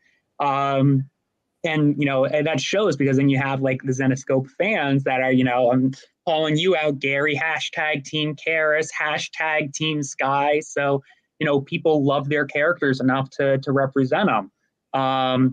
There you go, IK Grub. Choose a job you love and you'll never have to work a day in your life. Ain't that the way? That's real. That's completely true. And that's fun for me. That's adventure. I'm never tired of creating stuff. I can physically be tired, but my mind is all the time thinking. And sometimes I'm watching TV and seeing a movie or anything that I can see, and suddenly, I see something that I can use. And I capture and use on my covers, and I use on my images, on my paintings. And that's for me, it's a kind of recycling my mind and creating more stuff. And I'm very happy because I don't have any kind of a block for creating things. When my mind is tired, I'm gonna do something that they don't like much. But when I'm tired, my mind is tired, and I think, okay, I can't create anything, I clean my house. I sweep, I wash, and I do something physically inside my home. I clear everything. I like to make everything on the right spot, on the right place, or I cut my grass. I do something physically, and suddenly when I stop and I see my home clean and smelling amazing, and I sit and, now I can come back to my work. And all the good ideas, they come. They come to me, I can use that, I can see that. Or I see stuff that was not nice and I couldn't see before because my mind was tired. And when I come back from these changings and I see my work, that's not good. I couldn't see that before. So I change my work because of this time that I'm recycling my mind and doing something physically or doing something for my home, for my studio, for my house. So that's something helps me a lot, not having any block for creation at all. I can be tired, but not, my mind is all work, Sometimes I have ideas when I'm sleeping. So I wake up and I had this idea. I need to do that quickly before it goes. And I Right, go. exactly, before it disappears forever. Exactly. Just before it goes, I need to take notes or do something. And I do, and I keep the idea and I use this idea. Like, for example, the assets that I create for the compositions, for the birds, the flowers, or the elements. I see a picture, for example, on Instagram or anything that I like. Oh, this bird is fantastic. It has a personality. I can see something that he can be interacting with. So I take a picture and I reproduce the bird and I create the birds, or any other things. Could be butterflies, could be insects, could be any other kind of animal that can be applied inside my composition and help to tell the stories, that I'm trying to show, especially the characters. I need to, even applying many different things, I need to respect the space and the importance of the character. The character must pop up. The other things are just little details around, But that kind of a thinking is all the time with me, and I have fun doing my work. I really have fun doing my work. It's great. That is great. So we talked a little bit about, you were saying, you listen to music, you watch movies. This is the Sci-Fi and Fantasy Virtual Convention. So would you mind sharing with us? Do you happen to have a favorite like sci-fi or fantasy movie? Something maybe, all time, or just that recently that you're into? You're gonna call me old. I'm old, but I'm from the 80s, So for me, RoboCop and Yes! I'm telling you, all the right answers, Cris. This is an A+ test. Done. You passed. I don't know how you knew that was the right answer, but that was the right answer. I love RoboCop. I love the old movies, not the old, from the 80s, but it's kind of not. In that time, it was like high tech technology. Right now, it's not. But I like that kind of. I think it's so great. The stop motion, the fact that like there are so many stop motion elements in it. It's just like people spent the time, they were working there, moving these things one frame at a time, incorporating them with the live action elements. And then you just have all of these components, the music, the comedy, the action, the acting, the world building, it all comes together. So yeah, even though it's, might be dated from today's, it's still like, how did they do that? That's a great scene. Oh my gosh. Exactly. So in that kind of way to do things, it's very inspirational. You can create things because it's not. I love technology. I love the 3D things and effects. Of course, it's fantastic. But that old style to make movies, it's so full of flavor. It's the only way that I can say. It's magical. Exactly. So this kind of a sci-fi, old, trying to be new. That's my favorite. Maybe I would love to do our characters from Zenescope in that style, because be like it's a cyber retro futuristic stuff. Yeah. I love that. Absolutely. Dave, if you're listening, lock that one away. put it up there. So yeah, that's it. Yeah, play with our girls. Play with our characters, how to explore their beautiful look with using different kind of themes. I know that some themes are completely weird. For example, circles. You can make our characters like a circus show, a magician, and the lion. I don't know. The name in English, like the lion, the girl, the person. Like lion tamer. Exactly. So we can create universes for our characters and put them together and create it like a multiverse from our characters. This is something for me. It's exciting. It's fun. It's cool. It's yeah, something that I like to play with. I like to create different approaches from some things that everybody knows. Everybody knows our characters. Everybody knows her. She's amazing. She is fantastic, and she has that look and that cleavage. And we can create something related to that and make some completely different. But it's her. So this kind of a game is exciting, and I think our audience can enjoy that. Can see that we are respecting the character, but at the same time we're trying something very innovative. Yes, Yeah. that's really cool for me. Absolutely. Now, I know you love kind of like all of the characters, but if you had to pick, is there one that you maybe enjoy drawing or working with more than others? Is there one that, maybe lends itself to more, artistic, expression, or is there just one that you personally, relate to? I love Kirill. Yeah. All right. There'll be some cool, happy fans to hear that. I love Van Helsing. I love,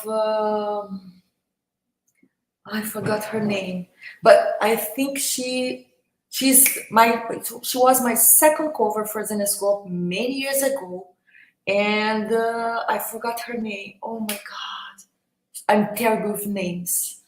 I'm gonna remember her name, but she, yeah, I think it was my second cover. And if anyone in the comments section knows, here's a chance to steal prize. A long time ago. 2013, I think. It's a long time ago. Yeah. It's crazy to think that, yeah. it's weird. When someone says 10 years ago, I still think, like 2000? Yeah, long time ago. But yeah, she's amazing, and I love to work with her. And yes. So now the name I can say I remember is Van Helsing and Cris. They are fantastic for me. I like the design of the costumes, and I like to create effects with Cris' dress and all that stuff that can be flying around her and making movement. So I like her very much. And yes, I have to remember the name of my second cover. I think Robert Hopkins in the comments is saying, you think Callie? Yes, Robert, thank you. You're my angel. Good job, Robert. Thank you. Was Callie. So beautiful cover. My very first cover for Zenescope, I think, was Cinderella. And I was very, very nervous because it was my very first cover. So I first cover ever, or just first cover with Zenescope? Ever. Zenescope was the very first one publisher that gave me an opportunity to show my work. So for me I was terrified. I said, yes, of course I'm gonna do, but I was, oh my God, how am I gonna do that? I can't make bad stuff. I need to do something good. Oh my gosh. So I asked a friend that he's already was a comic artist, and what should I do? And he's like, I don't know, do what you do. And I'm not to do with that. So okay, so I decided to be calm and drawing some stuff. So I did a very beautiful first cover. Well, not bad one, a very beautiful one. But on my second cover was Kelly. And I was very, very happy and excited for the second cover, and now more relaxed. So I could enjoy much more. And that cover was amazing. That cover was really good. I'm very proud of that cover until today. It's my favorite ever. So this one was fantastic. And after that, I even remember there were so many covers. And now I don't remember anymore. Wow, almost 10 years. So I don't remember.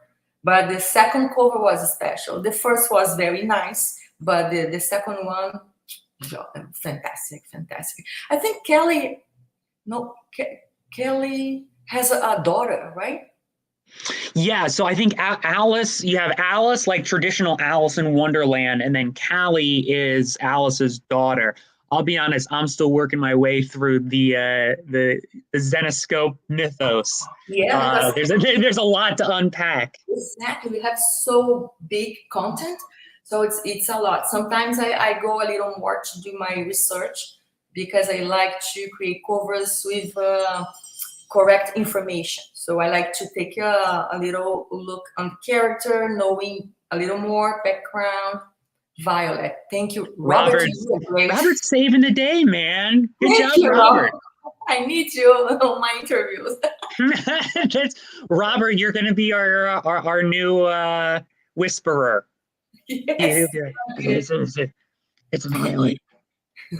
So I like to do my research, and I like to understand the character and the personality, to do something that can be really related to this character, and respect everything that people can. Because I think on the collectors, they will be, for example, Kelly. There is a character, there is a collector that loves Kelly, and will be buying every book of her. So I always think about the collector and the audience, what they will feel when they see that cover, what they will enjoy, or what they won't like it. So I like to put myself on their place, and okay, I think they will like this, they will enjoy that, they will prefer that, they won't like this kind of thing. So I like to think on the audience when I'm creating something. I don't create only because I like, but I think what they will think, what they will feel. For me, it's very important, the audience. So I like to enjoy this process and have this kind of a challenge, how to make people happy with my work and same time have a lot of fun. Nice. And that's a good balance and a good something to strive for. So Yes. when you're not doing comics, let me throw up here, because I do have your, if anybody, well, I encourage everybody who's watching and listening to follow the links there. So we've got the first one is for more of your comic book stuff, you were saying, like fantasy, sci-fi. And the other one is more for like your personal art, your personal work, right? Yes, exactly. And then the last little link there is the website. It just the whole kit and caboodle. So I definitely encourage everybody to check those out. So when you're not doing Zenescope comics, you're not doing comic art, are you just posting your stuff online? Are you submitting it to other places? Can we see it in galleries? Yes, when I'm not doing comics, especially Zenescope, I'm creating my own collections of which I call imaginative art. I like fantasy, but I like fantasy with a kind of a realism, and I like to play with portraits. I absolutely love portraits. In that case, more traditional than digital. So I like this one on my bag, for example. I've been admiring that since we first started. It looks like flowers kind of like coming out like the back of her head and draping down, right? Grapes. They are grapes. That's even better. But no, they're very. What was the word that you said for it? Fantasy, or It's a kind of a fantasy, but like fantastic. Fantastic, yeah. Because it's very like dreamlike, Exactly. So I like creating things like this, and I love portraits. So I connect them. So I do portraits with stuff on our heads. So my idea is our thoughts we have inside our heads. What if I put our thoughts outside our heads and create universes on our heads so everybody can see our thoughts? But how to express, how to show that? For example, a person that loves comics or loves Zenescope characters, I can create a face, a head, with like a Rolf. I can make his portrait with all the characters on top of his head and creating a kind of something that is not his hair, but something that can adorn and can make his head decoration with all the Zenescope characters. I can do that with anything. So, for example, the grapes, these kind of characters is about wine. It's about grapes. It's about the beautiful and the amazing perfection of the grapes, and I can adorn. I can put these grapes around the head, and I can do that with many other different kind of things. For example, there is up there, I think you can see, that is another one that I did. That one That's is gorgeous. maple leaf. So around this head, I have maple leaf. I did that for the Canada anniversary. So That's so cool. For example, I can show you another one that is Neat. artichokes. It's very, very crazy. I know. I know. I'm in love with this. It is so cool to hear. This drawing is artichokes. Oh my gosh. Holy crap. Well, first, the face alone is gorgeous. I mean, like all like the little light grays and everything in there, the eyes, the lips, the nose, but then absolutely looking at all of the and the details surrounding that too. It's all like encompassing, which I noticed with like the maple leaf and the grapes too. How they were coming around and like engulfing almost, you know, kind of like what you were saying before with composition. Holy shnikes! And that Oh is my God. Oil painting is based on that drawing. So I'm doing in oil, but all artichokes, all food around. It's all food.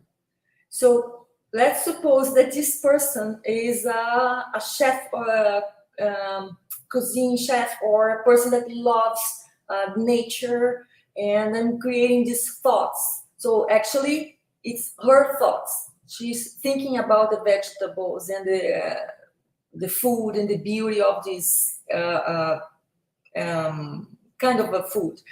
So my idea is express our thoughts, but outside, but not with. I like to put this beautiful nature elements on top of our heads. So food, animals, symbols, things that can make this decoration of our heads with our thoughts. So that's my big project, and I work with that all the time when I'm not working. But I'm doing this big project about which I call Imaginative Art. So it's from our imagination, our thoughts, our thinking, and I can make outside of the head. And that's my big project. That's what I love to do when I'm not doing covers. I have here another one that I'm doing too. Is Oh my gosh.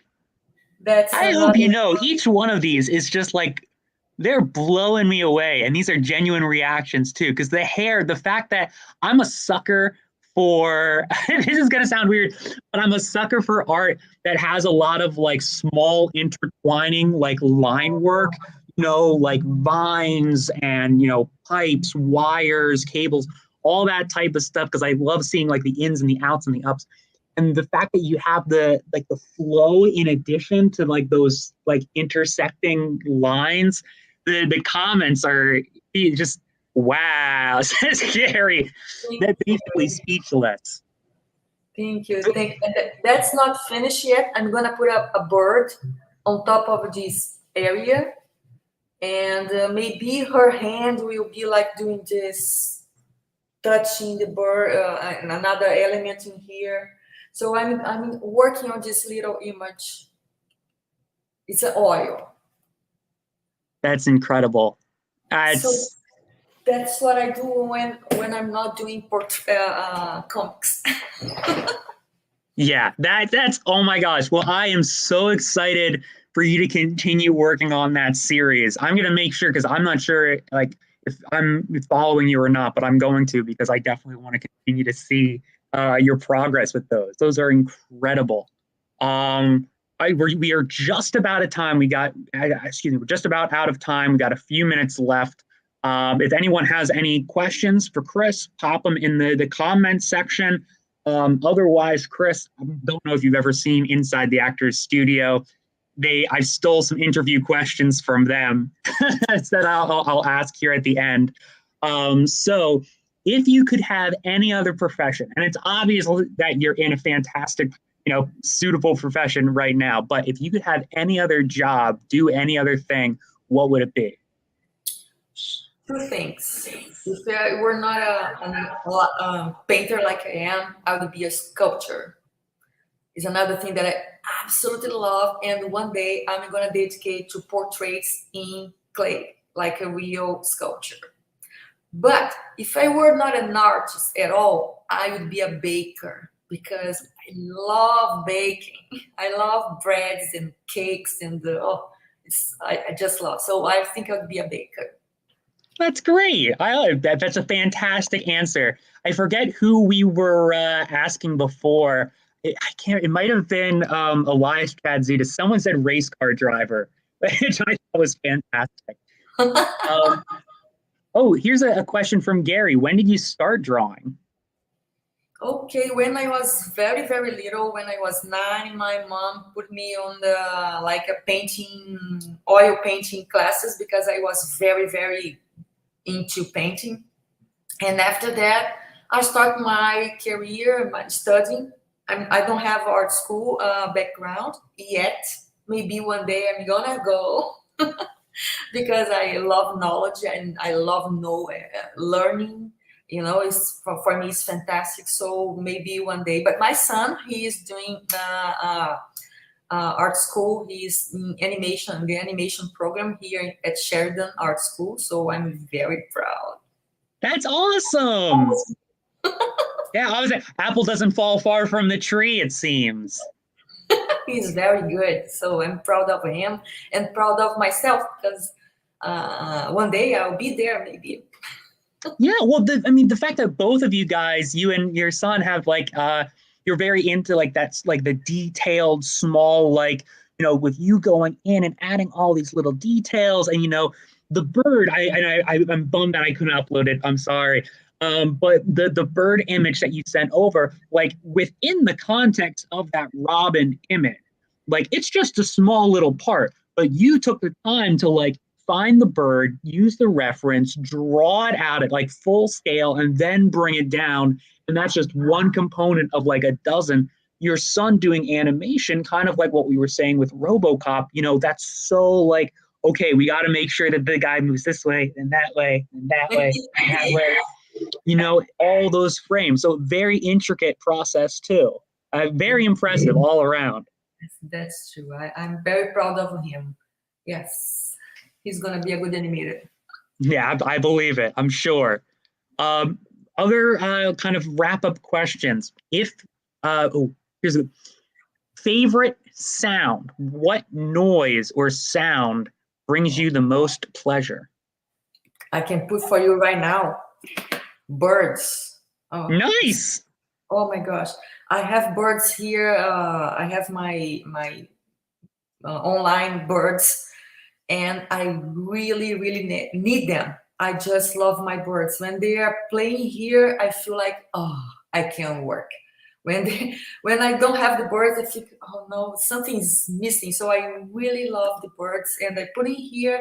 It was on the beginning of our interview, but I thought it was too much, so I shoot them out. But I really love birds. I feel like, okay, I'm home. I can create. I can be myself with the birds. There you go. Absolutely.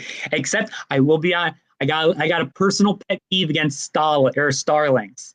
It's because they make a mess of my bird feeder. They just throw all the seed all over the place. That's the reason I have my birds online. They are perfect. You can't listen. I love the way that you guys talk. I love your music, but you keep making my backyard a mess. It's over.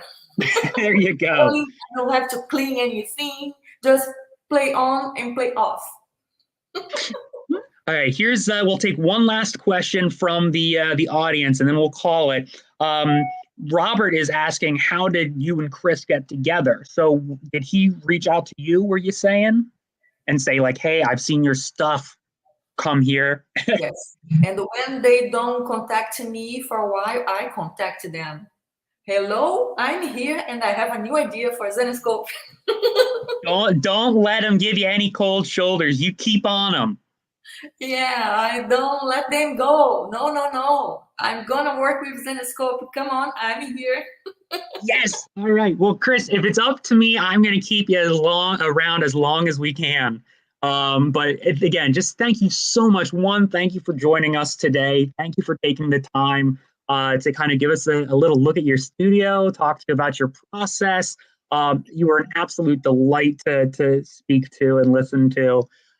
So thank you very much. And thank you for just being a phenomenal artist and being here with Zenescope in general, because like I said, your covers, they're beautiful, they're distinguished, they stand out, they pop. I've got some, I know other people got some. If they don't, they're going to grab some soon here because Jason's going to pop on and do a sale. But we are just so happy to have you. Thank you so much. My pleasure. I'm a Zen girl. So I'm always with Zenescope stuff. I'm together. I watch the show. I watch you and Casey. And you popped in the coffee with Casey one day. And I'm sorry about Casey yesterday. She just told everybody she studied for the quiz. So yes, I was. Oh, Casey, come on! Why you said that?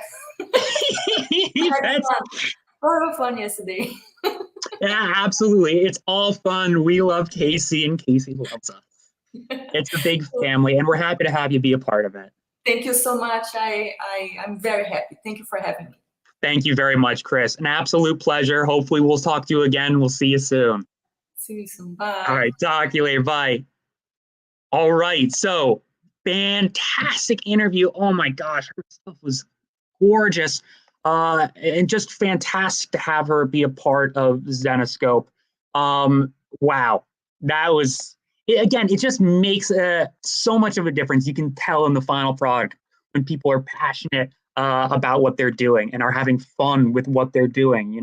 They always say, do what you love. And obviously, Cris is doing it. So we are just so fortunate to be on the opposite end of that and be, have her a part of our family. Wow, I'm a little flustered. Jay, if you're ready, we're going to send it back to you.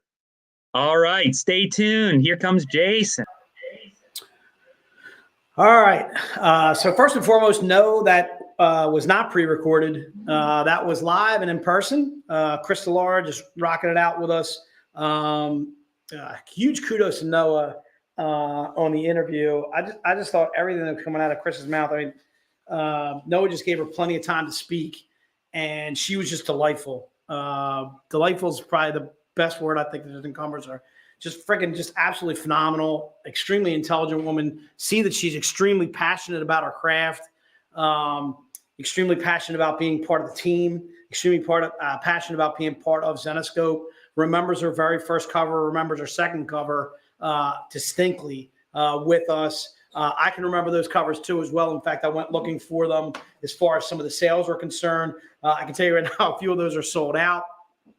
But I do have some Cris Delara stuff.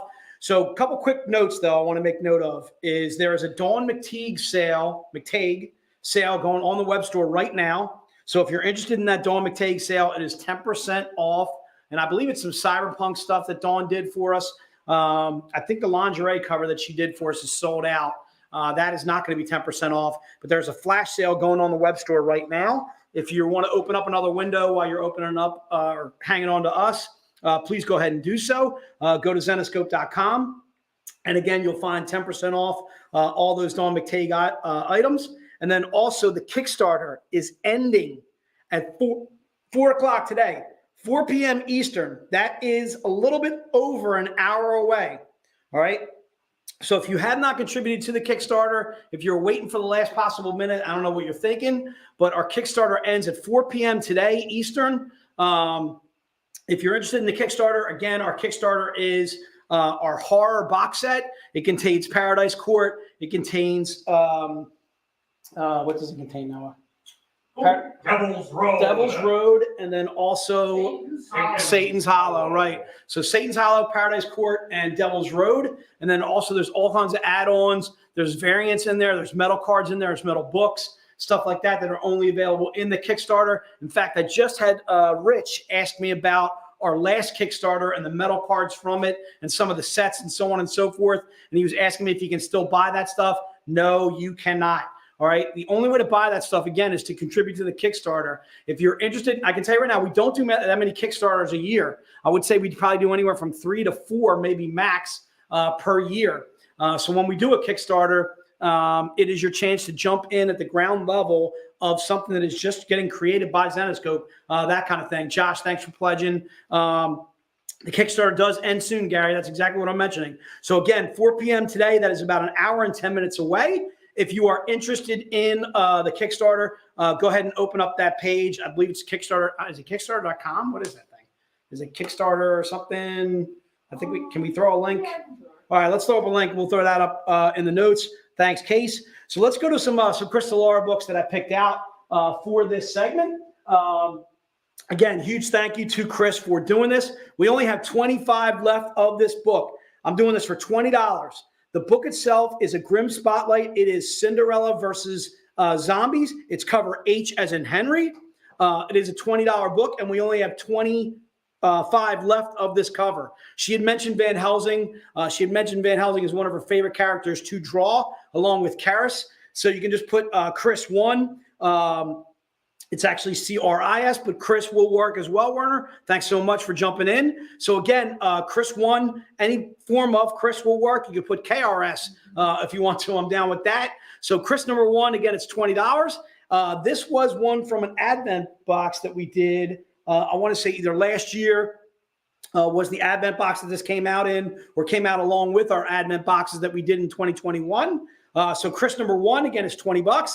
If you're interested in this cover, go ahead and put it to the notes. Again, Cris 1 will get you this book. And again, I'm only looking for the first 25 people or so that grab this book. Again, I only have 25 left of this. The others, I think, do we have any Advents? I don't think we do, Stephen. I don't think we have any Advents planned for this year, but don't hold me to that. Halloween and Christmas are right around the corner, but I'm next to positive we do not have any Advents planned for this year, but hang on.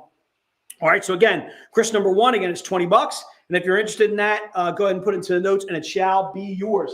Let's go with Cris number 2. Let's stick with that theme. All right, Cris number 2 is the Robin Hood that she did. This one is Grim Spotlight, Cinderella versus Zombies. It's cover Eyes and Indigo. All right, and again, $20. All right, that's what it is on the web store. Everybody that's in the stream that wants to grab one of these bad boys, you are more than welcome to go ahead and do so. If you want to double up on this book, I am fine with that too as well. Again, Cris number 2 would be this. It would be Grim Spotlight. It's Cinderella versus Zombies, cover Eyes and Indigo. I can tell you right now, I read this book. It's written by Dave, and I'm a fan of this. I'm a fan of the writing. I'm a fan of Dave in general. But yeah, the interior artwork in here is just absolutely badass. It is literally Cinderella. I think she's up in Canada, isn't she? She's up in Canada, like slaying zombies or something like that. It's like, I know she's away, and she's like, where are all these zombies coming from? Maybe I'll lop off some heads. And then she just goes all Deadpool style on them and just starts friggin' messing up all these zombies. Just absolutely badass Cindy, as she can only be. Our serial killer princess herself, just absolutely going wild. Really good stuff. Good work out of Dave here. And again, here's some of the zombies that she is just devastating. All right. So again, a perfect readable as well as a collectible. This is Cinderella versus Zombies. Cinderella Spotlight on Cindy versus these zombies. And again, this is cover Eyes and Indigo, and it's Cris number 2. And again, for just $20, that book can be yours. Put it into the notes, and it will be yours. All right. Let's get to her version of Sky. All right. This is Cris number 3. Cris number 3, again, is also $20. And this one will be cover J, as in Jay is completely in love with Cris Delara. I am such a fan of this woman. She is just absolutely phenomenal cover artist. Some of the artwork that was behind her when she was talking to Noah, I was just like, oh my God, I hope she brings that to the forefront and just shows some of the stuff that she's working on. Just really cool stuff. Just completely enjoys her craft. You could totally get that from the interview. She is just, in love with her job. And I am too. Big fan of Cris. So again, Cris number 3 is $20. It's Grim Spotlight. It's Cindy versus Zombies. Again, it's cover J. And again, if you're interested in this bad boy, it is $20. If you want to double up, Werner, that's fine. If you want to double up on Cris number 3, you are more than welcome to do so. Again, Cris number 3 is just $20. And if you double up on that one, you're, again, are more than welcome to do so. Again, Cris number 3, and again, it's $20. And let's go with Cris on Cris number 4. Cris number 4 is, Cris number 4 is this bad boy right here. Okay. Also keep in mind, you're going to get a mini print of this for everyone that does a $200 order with us in a combination of yesterday and today, or just yesterday only. You're going to be able to get, again, a mini print of this, but this will be the actual book. And this one happens to be Grimm Fairy Tales 51, again, cover J. All right, so this one's Grimm Fairy Tales 51J, again, written by Dave Franchini, and this will be Cris number 4. So if you're interested in that bad boy, just go ahead and put it into the notes, and she shall be yours. Okay. All right, so if you're interested in Cris number 4, again, Cris number 4 is this. Again, Grimm Fairy Tales 51J. All right. Cris number 5, I'm going to do the notebook. We only have so many left of this notebook, unfortunately. I think we only have like 15 of them. We only have 15 left. So I'm going to do 15 of these at $15 a piece. Okay. It's a Van Helsing sketchbook. All right. What's great about this is it actually gives me a chance to show you the actual sketchbook. So it is exactly just that. It is completely blank on the interiors. All right. And you're getting X amount of pages. Again, all blank. And then there's the back, which is kind of cool. Obviously, just has the Zenescope and Zenescope.com. But again, the sketchbook would be $15. And again, I think we only have 15 left of this. So once it's gone, it is gone forever. So Tammy, we got you down for the sketchbook. Michael Ferry, we got you down as well. Kyle McLaughlin, thank you so much. Michael Miller, as always. And again, this is a sketchbook. And again, it's $15. I think it's normally $20 on the web store. I think I knocked $5 on this bad boy. Sean, we got to see if we got you down for Cris number 3. Down for book number 3. Yeah, Sean, we got you covered for Cris number 3. You're good to go, my friend. Thanks again for joining us as always. You know what, Edward? That's a good question, whether this will be a cover. For right now, I do not know, actually, to tell you the truth. It's not going to be a cover now. So, yeah, there it is from Kiera. We're next to positive this is not going to be a cover. So the only way to obtain the artwork on this bad boy is by grabbing the sketchbook. And I can tell you right now, it's just absolutely banging. Big fan of Cris Delara. She's done a few sketchbook covers for us. She did that Robin Hood. That's sold out. She's done a few of them for us.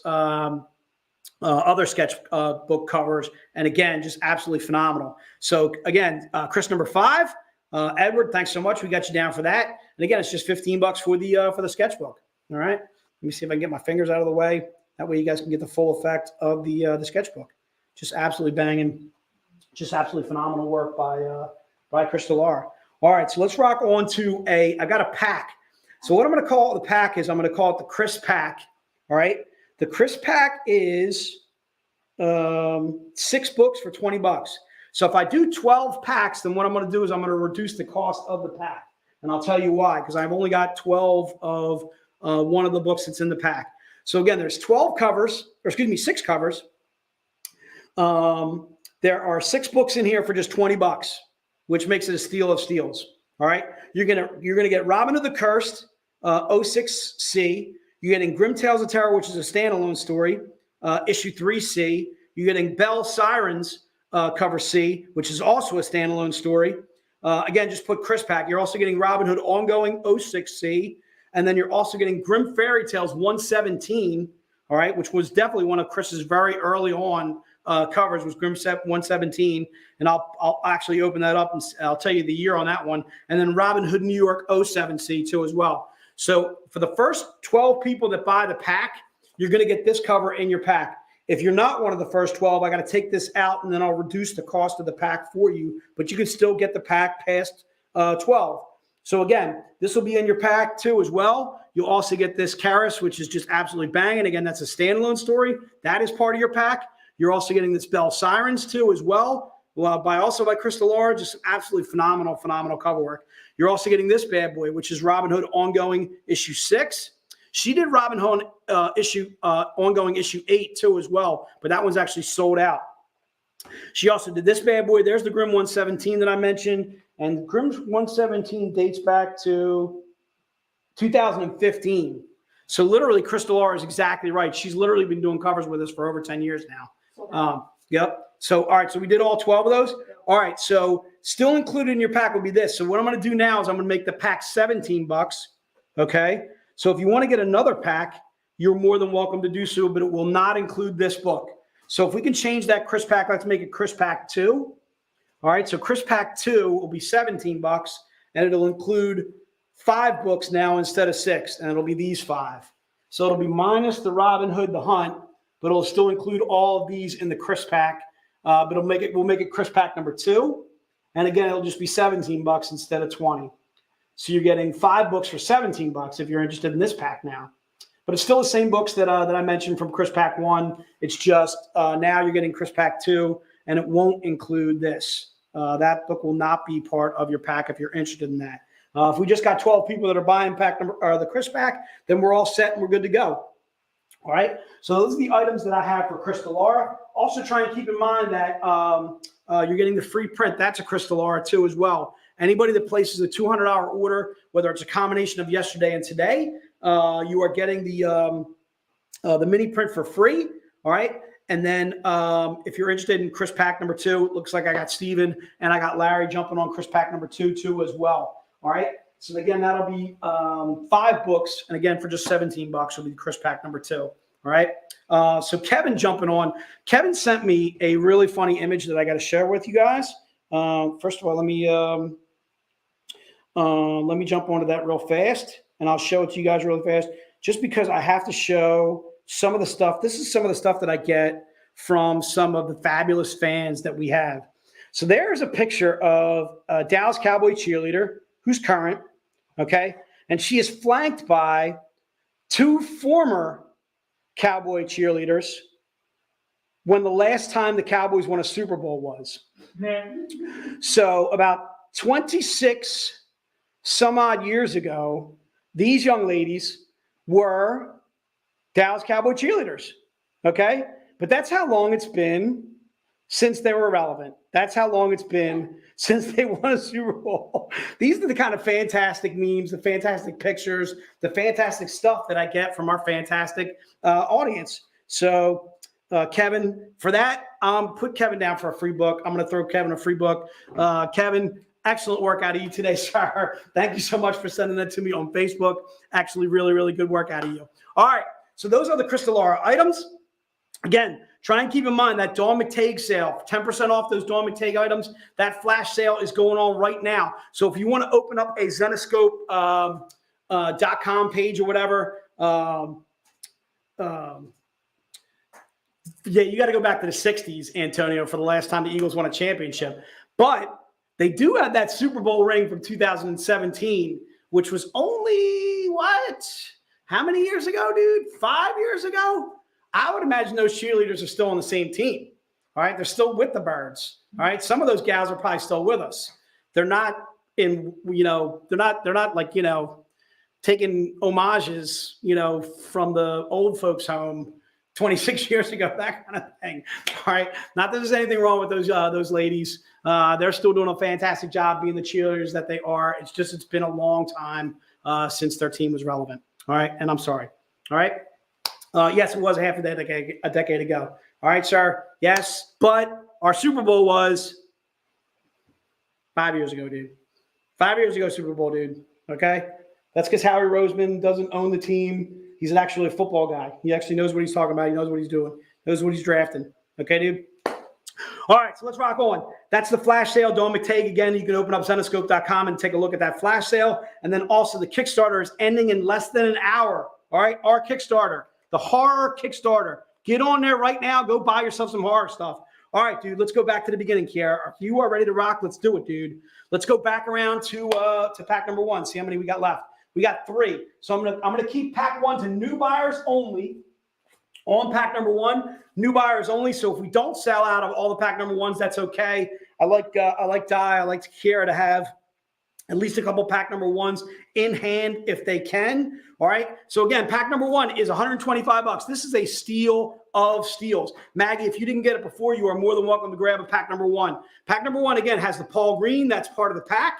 It also is this Paul Green. In fact, it is all Paul Green books. all right, that are part of this pack. Thanks, Case. And again, you also get the Van Helsing. This is a Kickstarter book that's only available in this pack. It's not on our web store. In fact, the first 3 that I'm showing you right now are all not on our web store. Here's another book, not on our web store. All right, Paul Green.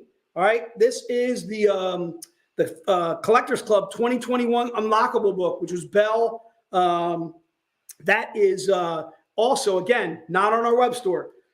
This last one you might find on our web store. That's the NCW book. That's the only one you'll be able to buy outside of this pack. All right. None of these books are being offered up individually, nor will you find them anywhere else other than here. Grab a pack number 1. Again, I'm looking for new buyers only on pack number 1. Again, it's $125. Put it into the notes, and Kiara will make sure you get one of those bad boys. Again, I'm looking for new buyers only on that bad boy. Looks like we got a couple more pack 1s. Chris, if you're going to cancel your pack number 1, you certainly can do that. Again, pack number 1 again is $125. If you're interested, it is 6 books, and easily 4 of them are books that are worth anywhere from $50 to $75 a piece on eBay.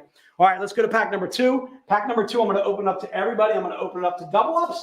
You are more than welcome to go ahead and do so. It is our movie night themed Z-rated set, and again, it's $275 for the set. Thanks, Case. There it is right there. It is Barbarella. It is Total Recall. It's also got Starship Troopers. It's also got Resident Evil. I struggle with that Resident Evil all the time, dude. All topless theme cover books. They're all $100 each. If you go to the web store right now, put pack number 2 in the notes, and you're going to get it for $275. You're getting all 4 of those covers. Again, all topless covers for just $275. All right, and again, those are Sun Kaminakis. Just phenomenal stuff. Just great work out of Sun. Kudos to her for doing those phenomenal covers for us. Antonio, you are correct, sir. That is a steal of steals. All right, so pack number 3, though. How many other I got left of pack number 3? I had a pretty good amount of pack number 3. So pack number 3, I'm going to open up to everybody again. Pack number 3, even if you got it yesterday, you are more than welcome to go ahead and grab it today too as well. Pack number 3 is $400. Again, you get the Dorothy. That assuredly is going to be in your pack.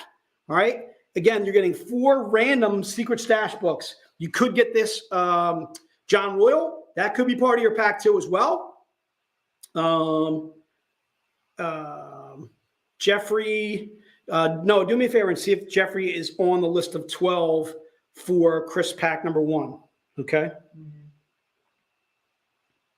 Yep.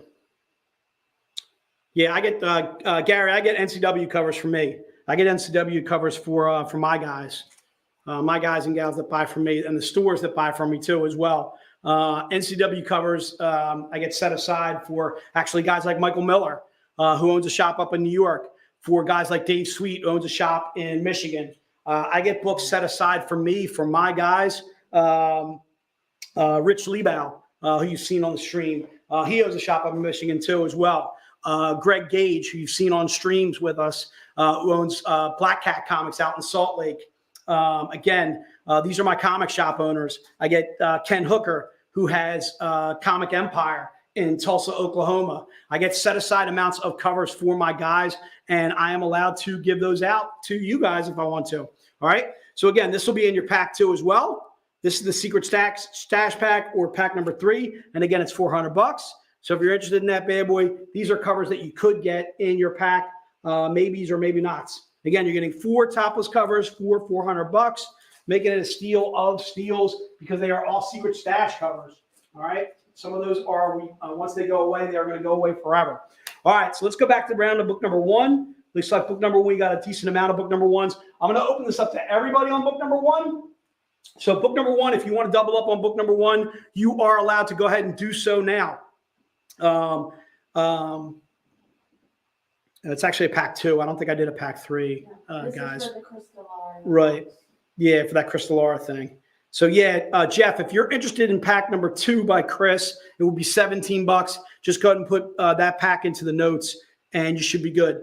All right. So book number 1 again is $20. I'm opening this up to everybody. Meaning, if you bought it yesterday, you certainly can again. If you bought it in the first hour and you want to get another one, maybe you want to get one signed and graded by eBass. Signed by eBass would be the cover artist, Eric Basaldua. go ahead and put book 1 into the notes, and it shall be yours. There's Chris Cosgrove. Chris, thanks so much for jumping in on another book, number 1. Again, the book itself is Belle, Hunt of the Centaurs, and again, it's $20. So if you're interested in this book, again, it's a $350 print run. We do our $350 print runs for $20. So again, if you're interested in this book, just put book 1 into the notes, and it shall be yours. Jeff, got to twist your arm, but we're going to put you down for pack number 2. Jeff, I can tell you right now, you're going to enjoy pack number 2 as well, too. Again, it's all the same books. The only book you're missing out on is that Robin Hood the Hunt, which is banging. I'm a big fan of that cover, too, as well, but at least you're getting the other 5 for $17, which to me is a steal. All right, so again, book number 1 is Belle, Hunt of the Centaurs. It's cover F as in Frank. All right, and again, just $20. And this is, again, perfect readable as well as a collectible. This is what we like to call our September icon cover. All right, it is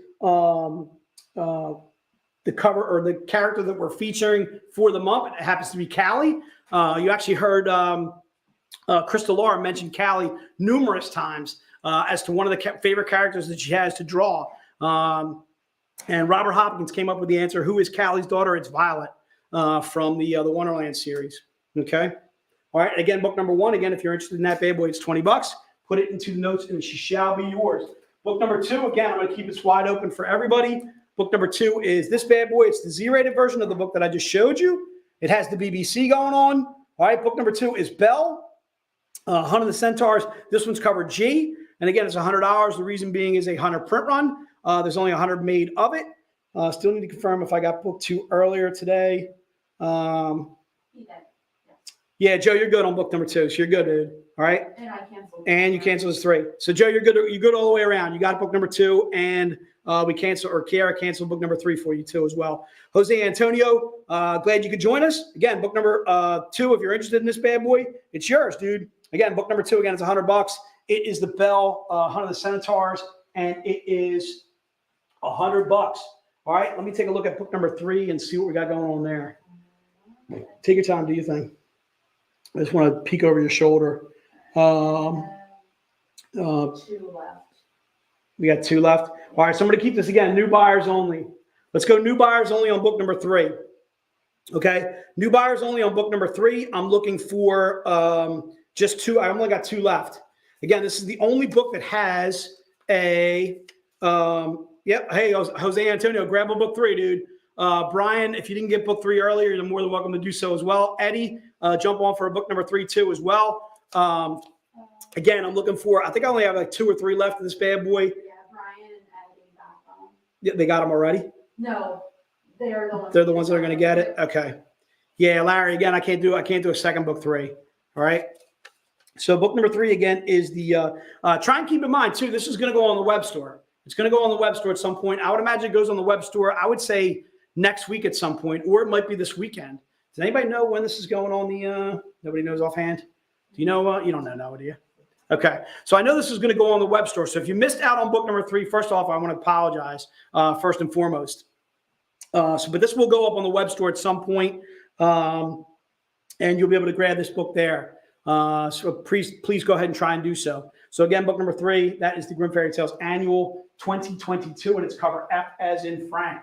All right. If you're interested in the Z-rated, though, I still have some of those left. Yeah. Let me see if I can. Plenty. Yeah, I got plenty of these. All right. So I'm going to allow double ups in this bad boy. If you're interested, it is book number 4. Book number 4 is the Grimm Fairy Tales Annual. Again, it's 2022, and this one is cover G. All right. This is the one I feel like Casey has solidly got me beat on. Is book number 4. Grimm Fairy Tales Annual, it's 2022, and it's G. Again, it's a 100 print run. It's a $100 book. And there you go. Carrie, if you're always looking for or wondering what your orders are looking like, you can always shoot us an email at info@Zenescope. And once we put together yesterday's and today's, we will confirm the books with you. We're not going to do that right here on the stream. It would take us too much time to do so as far as putting together all your books and that kind of thing. All right. So for right now, shoot us an email to that VCons at Zenescope. If you have any questions on your order, what did I get this book? Did I not get that book? That kind of thing. You can buy, Josh, you can add a Grimmopoly game to your order. Yeah. Yeah. Just order. You just use the VCons. Just use the VCons email and say, hey, I'd like to add the Grimmopoly game. I think it's $50 or $60, whatever it is. just say, hey, I want to add that onto my my VCon order. Marshall, you've been great, dude. All right, you're a brand new VIP, dude. We can't thank you enough. I can tell you right now, we are extremely, extremely lucky to have the fans that we do. Beyond extremely fortunate to have the VIPs that we do. We have extremely passionate fans that are very passionate about our books, reading, collecting, what have you, doing a little bit of both. We're just really lucky. We're a really lucky company. You just met one of our team. You just met just an absolutely passionate, fantastic lady in Cris Delara, who we are very passionate about. She does fantastic cover work for us. She's been doing it for over 10 years. She is just a delightful woman. I mean, just everything just oozes out of her. Just freaking so passionate about her work. Just so awesomeness. Just the way that she was discussing all the covers that she does, the way she goes about it. Could be insects, could be this, could be that. I mean, just, oh my God, I'm going to look at that. I'm going to watch that interview like 10 times over. All right, big fan. All right, again, book number 4, if you're interested, again, $100. Put it to the notes, and it shall be yours. Book number 5, looks like we have a decent amount, so I'm going to allow double ups on that. Let's go book number 5. I'm going to open this up to everybody. The book is Grim Spotlight, Iron Maiden. It's cover H as in Henry. All right, Grim Spotlight, Iron Maiden. This book actually features Iron Maiden, who's one of our Grim characters. It also features Black Knight, too, as well. Again, Cris Delara, again, another phenomenal cover artist. We are just extremely fortunate to deal with. I believe that Cris Delara makes her home in Montreal, in Canada. Carla Cohen actually makes her home over in Europe. I believe that she and her husband are originally from Italy, but I don't know if they make their home in Italy now. No, do you remember from the interview? I think they live, I can't remember. I think it was like Germany or something like that. I think they don't live in Italy now. Maybe they do. But again, just an absolute power couple is Lucio Perilla and Carla Cohen. Again, Carla Cohen, just another phenomenal cover artist that we are extremely fortunate to work with. Again, book number 5, again, $25. Put it into the notes and it shall be yours. We do have some great, great Canadian artists. That is such a great point, Robert. Cris Delara, Dawn McTague, Sun Kamanaki. There's more than just those fine ladies doing fantastic cover art for us. I just can't think of them off the top of my head. But I know we have more than just that. I think Ken Lashley, I believe Jamie Tyndall was born in Canada. Jamie Tyndall actually now makes his home in the States, but he's originally from, I think he's actually from the Toronto area, if I'm not mistaken. Jamie Tyndall, again, another phenomenal cover artist that we are really, really fortunate to work with. Also Canadian artists. Again, just absolutely phenomenal Canadian artists that we are really, really fortunate to work with. And it doesn't stop there. I just can't think of them off the top of my head. I'm not that good. All right, so again, book number 5, if you're interested, it's $25. Put it into the notes and it shall be yours. Again, book number 6, I'm also going to open up to everybody. If you're interested in book number 6, please put it down in the notes. This is the topless version of the book that I just showed you. It's Grim Spotlight, Iron Maiden, cover Eyes and Indigo. All right. Grim Spotlight, again, Iron Maiden, cover Eyes and Indigo. Again, book number 6. And again, it's $100. This one happens to be a 99 print run. We have figured out that this is definitely Dorothy, is the character that you're seeing there. It is not Gretel. All right. It is Dorothy from our Oz series. If you're not familiar with our Oz series, I can tell you right now, it's just absolutely banging. I wish I would have brought some of the Oz hardcovers with me. Our version of Oz is a little bit more like Oz meets Lord of the Rings. Yes, Dorothy is still from Kansas. Yes, there's still a Toto, but our Toto is a wolf. Our Tin Man is absolutely badass. He's almost got like a cyborg feel to him. Our Scarecrow is also absolutely badass. Our Cowardly Lion is anything but cowardly. Again, our version of Oz, again, much more Lord of the Rings feel to it. Dorothy has this almost kind of like this power inside of her that she is unaware of, that she has almost like this ability to rule Oz, that kind of thing. And that's where the story starts and gets going with Oz. And then we go into Oz, Reign of the Witch Queen. And then we also do Oz, Warlord of Oz too as well. That's the original trilogy. Then we also broke off. We did Oz, No Place Like Home. We did a couple of Oz one-shots too as well. So some absolutely phenomenal stuff. Not the oopsies we're over for. Are we getting some oopsies? Did I give oopsies? We had the wrong Dorothy. Oh, did you guys throw up an oopsie and I missed it? No, they put up a different Dorothy. Oh, gotcha. Oh, gotcha. I see. Look, she's a cutie, that Bay Arthur. I'm a big fan. All right, B, Bay, whatever her name is. Big fan. All right. So again, book number 6, if you're interested in that bad boy, just put it into the notes and she shall be yours. Book number 7, also going to open this up to everybody in double ups. Book number 7 is The Bell, Hearts and Minds. It's the one-shot cover, E as in Edgar. This is Ula Moss. Ula actually makes her home across the pond over in the UK. Just another foreign artist that we are extremely, extremely fortunate to work with. Have you ever seen Return to Oz movie? It was darker than the original. You know what? I don't think I did, Michael. I've seen The Wiz. I'm going to tell you right now, I'm a big fan of The Wiz. I love Nipsey Russell. I'm a huge Michael Jackson fan. I love me some Diana Ross. Big fan of The Wiz. If you guys have never seen The Wiz, The Wiz is just really, really well done. Big fan. I have never seen the one that you're talking about, though. All right. So again, book number 7, if you're interested in that for double ups, you are more than welcome to go ahead and rock it out.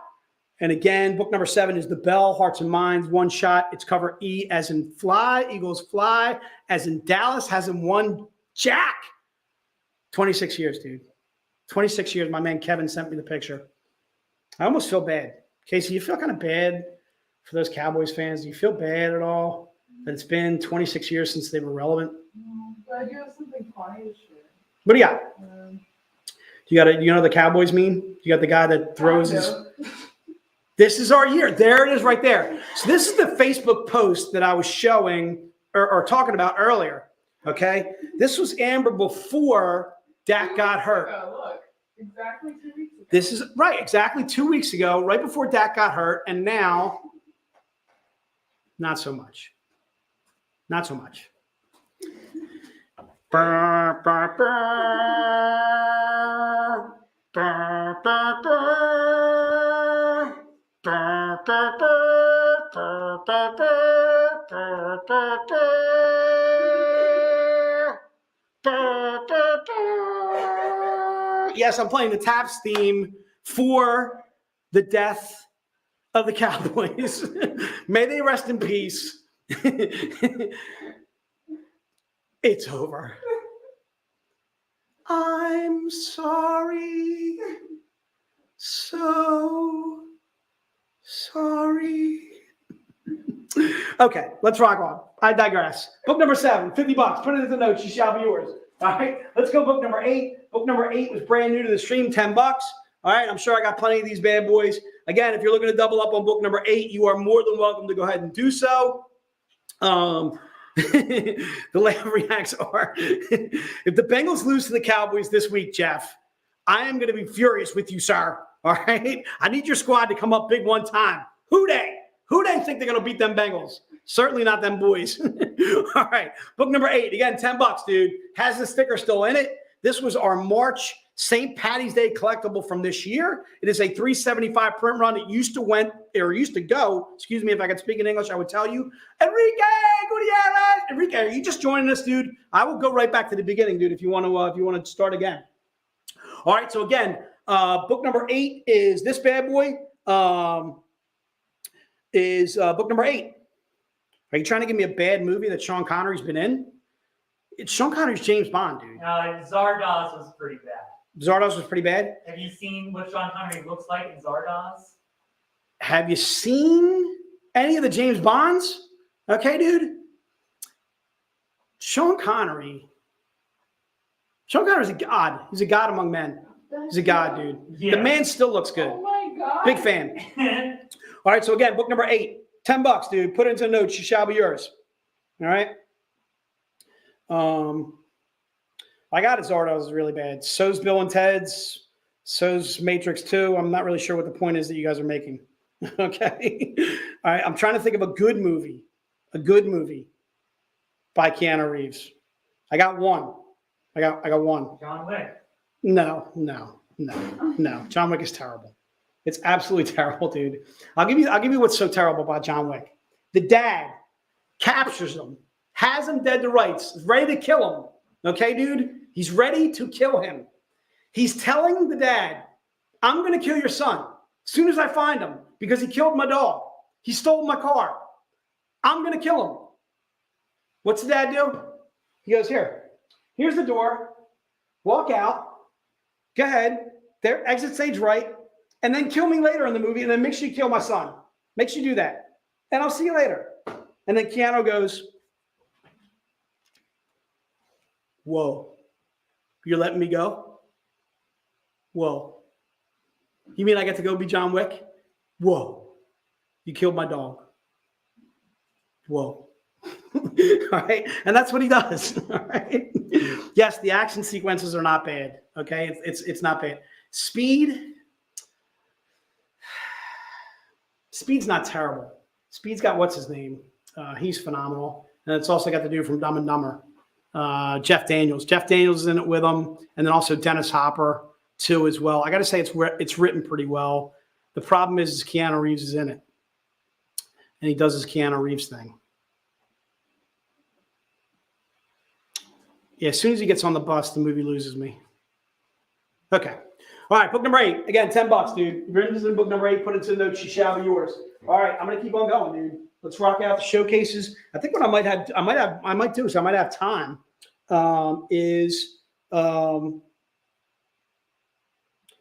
Mark, I'm weeping. You're writing stuff and I'm weeping.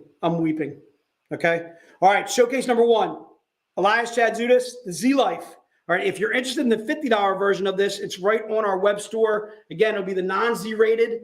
Showcase number 1 again is $100. Put into the notes. And if he would have been too old for the Matrix, I would have think though at that time, Josh, he would have been a little too old for it. Although Lawrence Fishburne was absolutely freaking the man, and so was Joey Pants. Big fan. No, Matrix dude, not John Wick.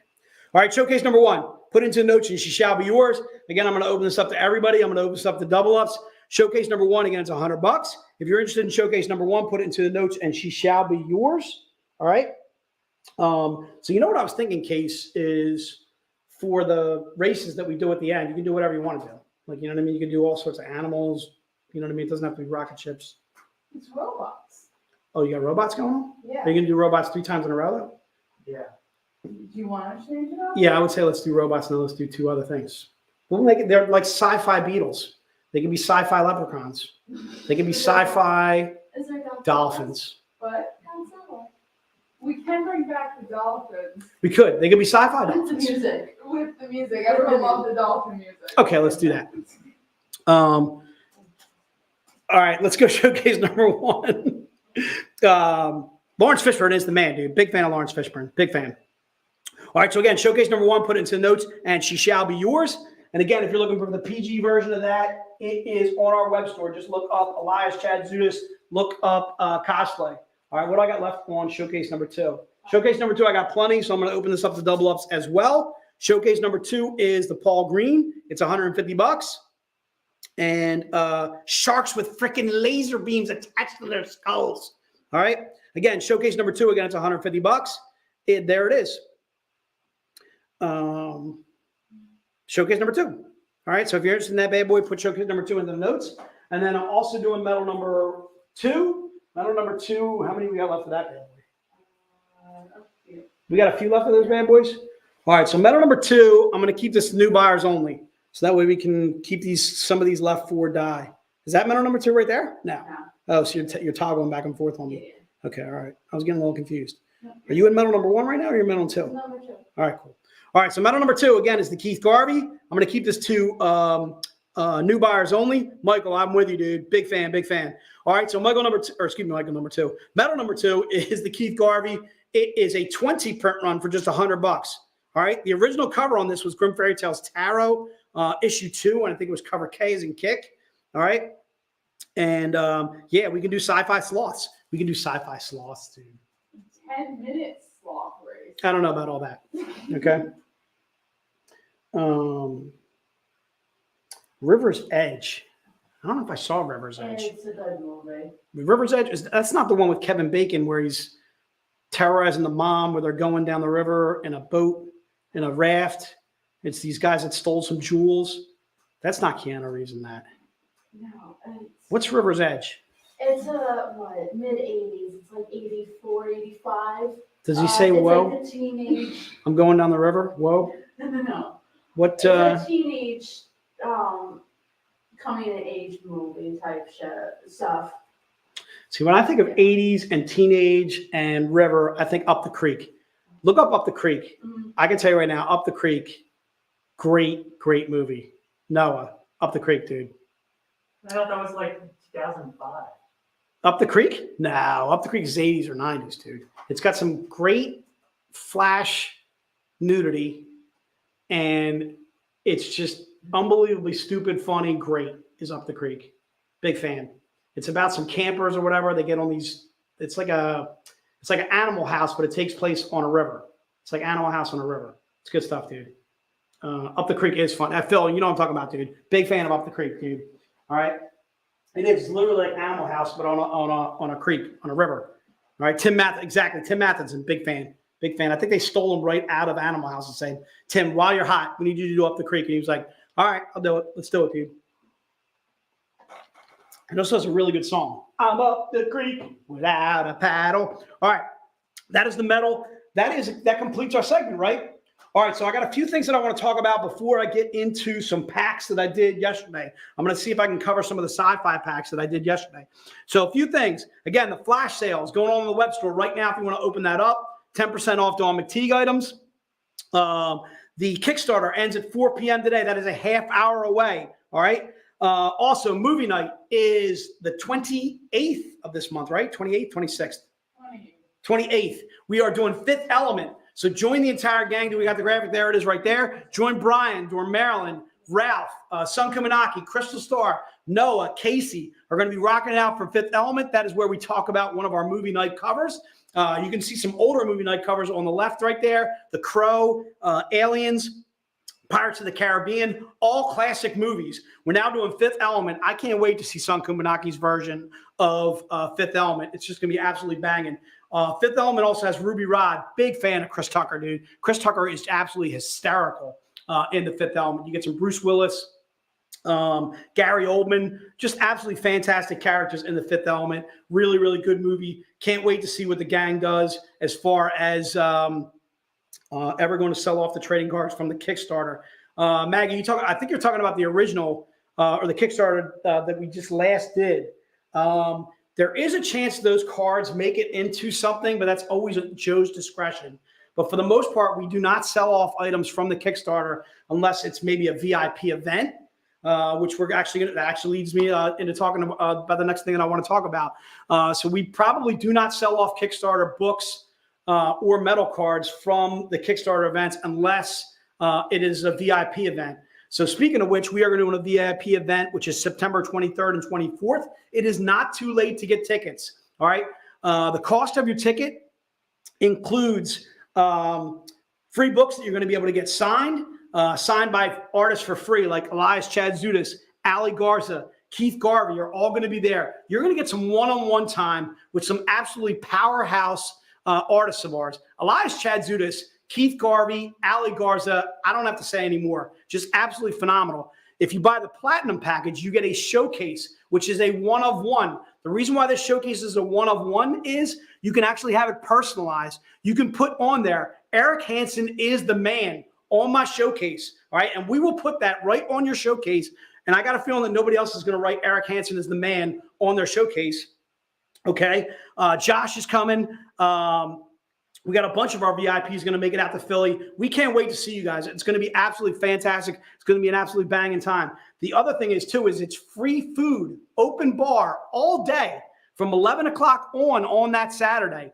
Friday night, we're going to be hanging out. We're going to be doing some bowling. We're going to be doing some goofing around. We're going to be doing some drinking. I'm going to be doing a lot of drinking. I don't think I'm going to be doing much bowling. If you want to come chat with me, you are more than welcome to do so. I'll be at the bar. Again, we're going to be hanging out on Friday night at Lucky Strike. Book a hotel room. If you can drive up to see us, I can tell you right now, I highly recommend it. Again, September 23rd and 24th. That's literally about a week away. It is not this weekend, but the next weekend. All right. Again, just absolutely phenomenal time. Again, we're going to be doing some bowling on Friday night. Saturday is the essential day where you want to definitely drive up and come see us. It's just going to be an absolutely fantastic time. I know Gary's going to be joining us. She and her husband are going to be joining us too as well. I got Eagles jerseys for them to wear while they're here. Again, just an absolutely fantastic time we're going to have with the VIPs. Imagine a comic convention where it is nothing but us, all of our writers, Ralph Tedesco, Joe Bruscia, Dave Franchini, David Wall, and the Pat Shand. Again, all signing books. All of our staff, myself, Noah, Kiara, Casey, Ashley, all rocking it out or whatever. We can sign books if you guys want to. I can tell you right now, I'm not creative. I don't really do anything other than sell it for this company. But I can tell you right now, we will sign books for you too as well. We're going to have CGC there. We're going to have my main man, Dave Sweet. He's going to be the facilitator. He's going to take down all your orders for the books. I'll be doing the witnessing. As long as you're getting signatures in the room, I'm completely fine with it. As long as you're getting signatures by the people that are in that room, you're completely fine with it. If you go over to Dave with a J. Scott Campbell book and it's signed by J. Scott Campbell and you want to get a gold label on it, we're going to veto that on principle, dude. All right, so again, that is our VIP event. You are more than welcome to go onto our webpage right now and look up VIP. If you're not a VIP, you can actually buy VIP and the ticket all in one price. All right, so you'd be a VIP for life, and you'd be able to go to the event too as well. You cannot go to the event without being a VIP. All right, dude. You are more than welcome to join us for the VIP event. Past movie night, we got coffee with Casey and Noah. That is every Monday, usually at noon, sometimes at 1. Usually every Monday, unless we're coming back from a convention. Other way around. Usually 1. Usually at 1, Yeah. sometimes at noon. Yeah. All right, so usually at 1, sometimes at noon, coffee with Casey and Noah. This is where they keep you involved in everything that is Zenescope. They do some graphic novels on there too as well. Sometimes they have guests on there too as well. It is Noah in all of his glory and Casey just literally sucking it all in. Just absolutely fantastic work out of those two is Coffee with Casey and Noah. We do NCW every Wednesday. Wednesday it'll either be with Amber or with Casey. NCW is where we keep you everything in the know as far as new books that we have coming out each and every week. There's nothing to buy on NCW unless you want to buy the NCW cover, which usually comes out on the web store, I believe either during that show or after that show. When do we release it? You know? The first Wednesday. The first Wednesday of the month. Okay, so the NCW cover normally comes out the first Wednesday of the month. All right, that is NCW. And again, NCW, Amber and Casey have guests like our writers. Sometimes they have our artists on, that kind of thing. They do a really great job of keeping you in the know as far as every single book that we have coming out, that kind of thing. Trent, 15 hours, dude, worth it. All right, sleep in your car. All right. I think that's pretty much it. Looks like I got a few more minutes left. So I think what I'm going to do is I'm going to do some of those sci-fi packs. If you want to go back to yesterday and just put them on yesterday, you can do that. Or if you want to do some copy and pasting, up to you. You rocked it out? All right, let's do it, dude. All right, so what I'm going to do is I'm going to grab the packs, and I got them over here. I got some graphic novels, some stuff that I did yesterday. So the first pack that I did was Fly and Fly the Fall. All right, this was Sci-Fi 1. All right, you can do both of these for $15. All right, it's Fly and Fly the Fall. You're getting 2 graphic novels. If you bought one of these in the comic shop, it's $15.99. This one right here. All right, don't believe it's $15.99. See if you can get that way up there. $15.99, dude. There it is right there. All right, I'm selling you both for $15. It's a 2-for deal. All right, Sci-Fi 1. Again, Fly is kind of like a drug addiction story. It's about this one guy who starts taking the drug Fly. It gives him the ability to fly, hence he kind of feels like a superhero. He then introduces it to one of his best friends. They do some flying around together, kind of feel like superheroes together. That guy then in turn introduces it to his girlfriend. She becomes addicted to the drug Fly. She'll do anything to get more of that drug and so on and so forth. That's where it gets a little dark, a little twisted from there. Again, Raven Gregory, once again, wearing his heart on his sleeve, just giving you some absolutely fantastic stories, Fly and Fly the Fall. And again, that's a 2 for $15 right there. All right. The other sci-fi pack number that I had was sci-fi number 2. Sci-fi number 2 had these 3 graphic novels, and it was a 3 for $30 deal. You're getting Strike Force 5, Jurassic Strike Force 5. You're also getting Escape from Monster Island, and you're also getting the brand new Monster Planet, which just came out in comic shops last Wednesday. I believe it was Wednesday of this week. I think it was 2 days ago, or it was the Wednesday before that. So again, you're getting Escape from Monster Island. You're also getting Monster Planet, and you're getting Jurassic Strike Force 5. Jurassic Strike Force 5 happens to be like an all-ages book. So it's actually really kind of cool in that regard. You can certainly read it yourself. You can also pass it on to your kids. My daughter is 11. She read Jurassic Strike Force 5, I think at like 7 or 8 years old. So it kind of gives you a general idea of how far back you can go on sci-fi number 2. All right. So again, Escape from Monsters Island, Monster Planet, and then also Jurassic Strike Force 5. You're getting all three for 30. All right, this one's brand new. It's $20 by itself. Is the Monster Planet, this bad boy right here. All right, that's $20 by itself. So you're basically getting the other two for $5 each. Absolute steal. Steal. All right. Then I also got Black Sable for $10. Right? Yep. Is Sci-Fi number 3 or Sci number 3. All right. So if you're interested in Black Sable, kind of like our version of Pirates in Space, we introduced Captain Sable in this one. Again, I love this book, but for the interiors. The interiors on this is just absolutely banging. The villain that's in this almost has like a Terminator feel to him. He is just absolutely badass. There he is right there, dude. He is really, really freaking cool, dude. Big fan, big fan. All right. It also has the covers of the older covers in the back of the book. All right. So you're getting all those older covers too. There's a Reese Burgos. All right. There's the guy I'm talking about. Anthony Spade doing an absolutely banging job putting him down. Big fan, big fan. All right. So Black Sable is only $10, dude. And again, you get all these older covers. There's Netho Diaz. Netho Diaz just freaking what? Netho Diaz. All right. Drew Edward Johnson. Oh, there's a little Fritz Cassis. Big fan. All right. So again, the covers are in the back of the book. Again, just $10 on that bad boy. That is Sci-Fi number 3. All right. Sci-Fi number 3. And then let's go to Sci-Fi number 4. Sci-Fi number 4 is going to be Jungle Book, Last of the Species, and also Jungle Book, Fall of the Wild. All right. These two bad boys for $15. Put them into the notes and they shall be yours. If you're interested in Sci-Fi number 4, again, Jungle Book, Fall of the Wild, Jungle Book, Last of the Species. In our version of Jungle Book, this is about 4 kids that are going to get sold off into slavery. Their boat winds up crashing on the island that is inhabited by these warring factions of animals. The animals look at this crashing on the island as basically an omen or a sign for peace. So the 4 kids are given off in tribute to 4 different warring factions of animals on the island. Mowgli, who's a girl, ends up with a wolf pack. One of the girls ends up with the Tabi tribe. One of the boys ends up with King Louie and the monkeys. And then the 4th boy ends up with Shere Khan and the tigers. The tigers will obviously be, of course, be the ones that break the truce. And I can tell you right now, you would absolutely dig our Jungle Book series, written by Mark Miller, who does an absolutely fantastic job with Jungle Book. Try and keep in mind the first volume of this series is missing. It is Jungle Book, just Jungle Book. But I'm sure you can find it on eBay somewhere. You'll be able to get the other 2 for just $15. That'll complete the trilogy. Okay? And again, that is Jungle Book or Sci-Fi number 4. All right? Our Missing Legends series, I'm giving you 3 standalone stories. All right? One on Beauty and the Beast, one on Hansel and Gretel, and then one on Baba Yaga. Sci-Fi number 5. Josh, I know there's definitely plans about Jungle Book coming back. I know we've done a couple of Jungle Book one-shots here and there. I don't think we've done anything recently, Jungle Book. I can tell you right now, I see Mark all the time in C2E2 in Chicago, and he always comes over to the booth. He's like, hey, man, I would love to do some more Jungle Book for you guys. So I think it's just kind of a matter of timing, I should say, as far as when and where. All right, big fan.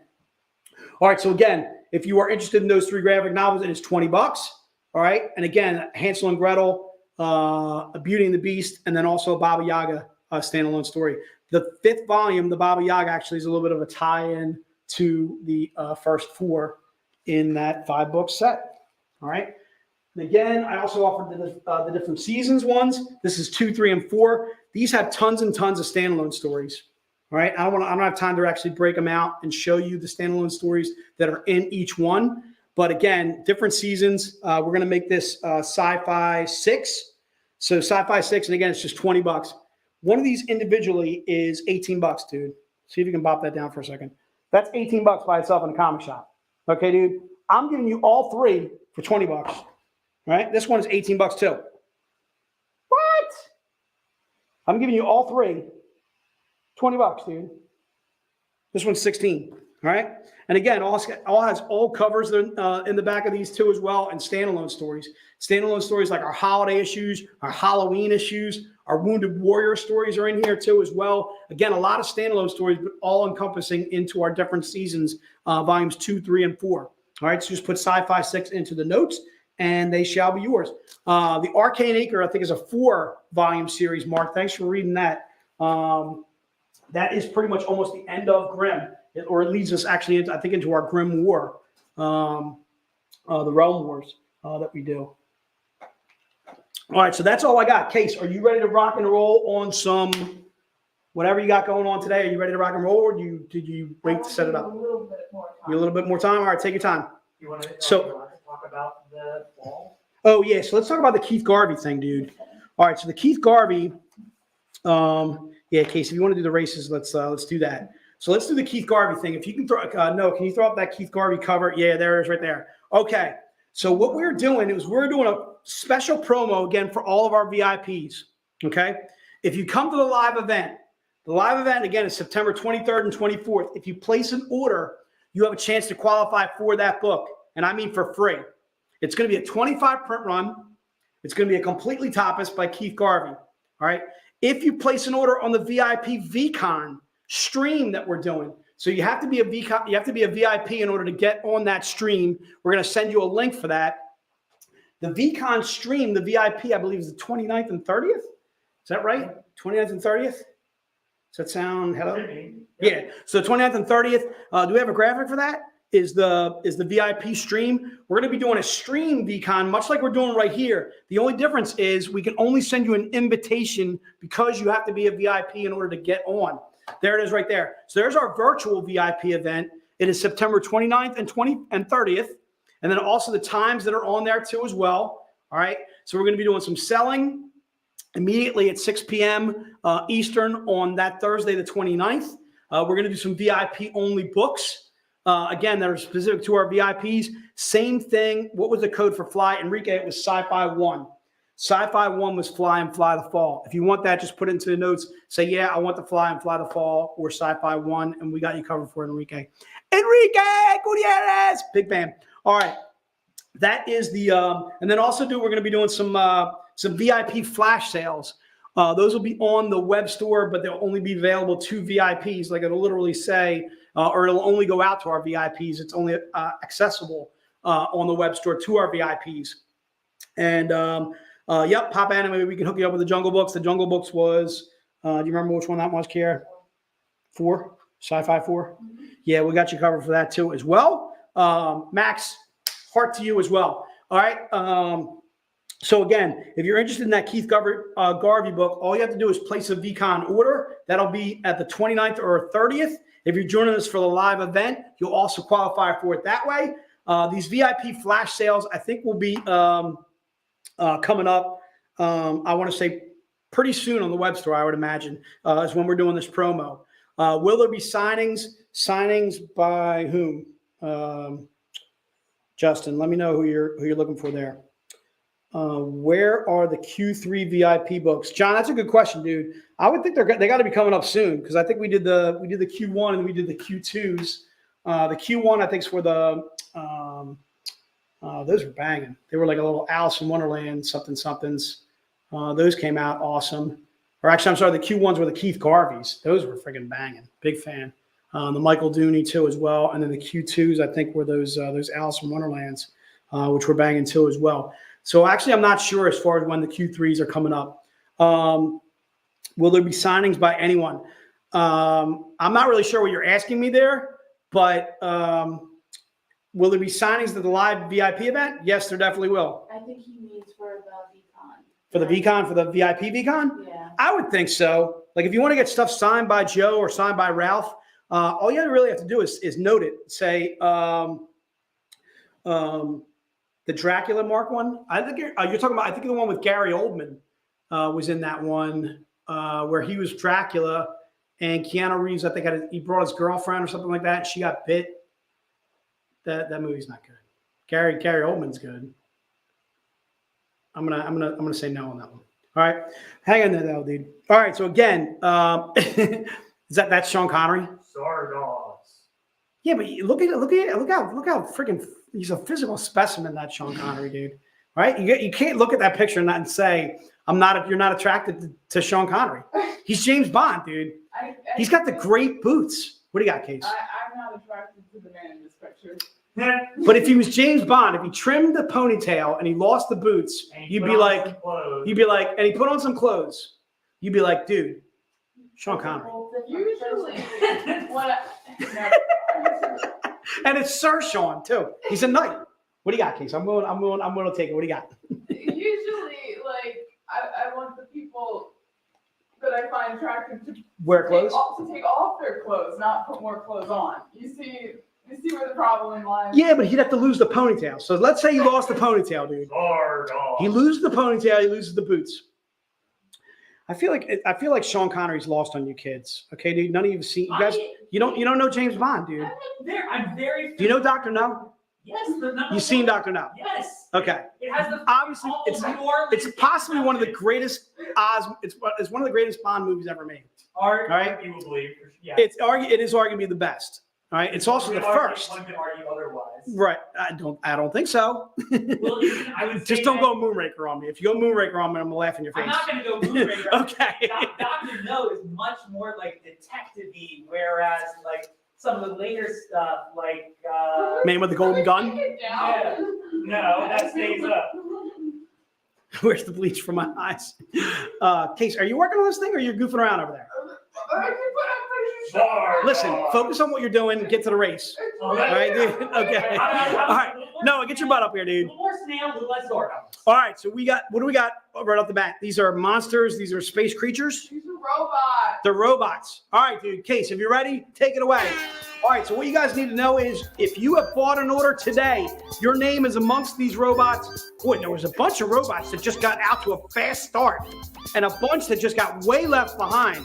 It seems like these guys are all on steroids. Everybody that you're seeing in your picture here, like William Ruth and Marco and Kevin, who sent me that fantastic Dallas Cowboy cheerleader pic. Gary, Jeff Lauro, Kyle, all Matthew Gray. All of a sudden, I like Matthew Gray's robot. He's screaming into first place. Oh, yeah, but I can tell you right now, that's an unenviable. That's why he's waving his hands in the air. He's waving his hands like, oh my God, I'm falling back. Oh my God, I was in first place. Hey, bye, Matthew. Sorry, that's the end of you, dude. Robert P. trying to make a move. Tony Knoll, you're in a really bad position right now. Jay Long's holding strong. Tony, don't get excited, Tony. You're in a bad spot, dude. All of a sudden, who it is? Who's this Sharp? Michael Sharp? Michael, I got more money on you, dude. Ooh. Michael, is it Michael? Oh, but Matthew Gray's coming back. Matthew Gray, oh my God.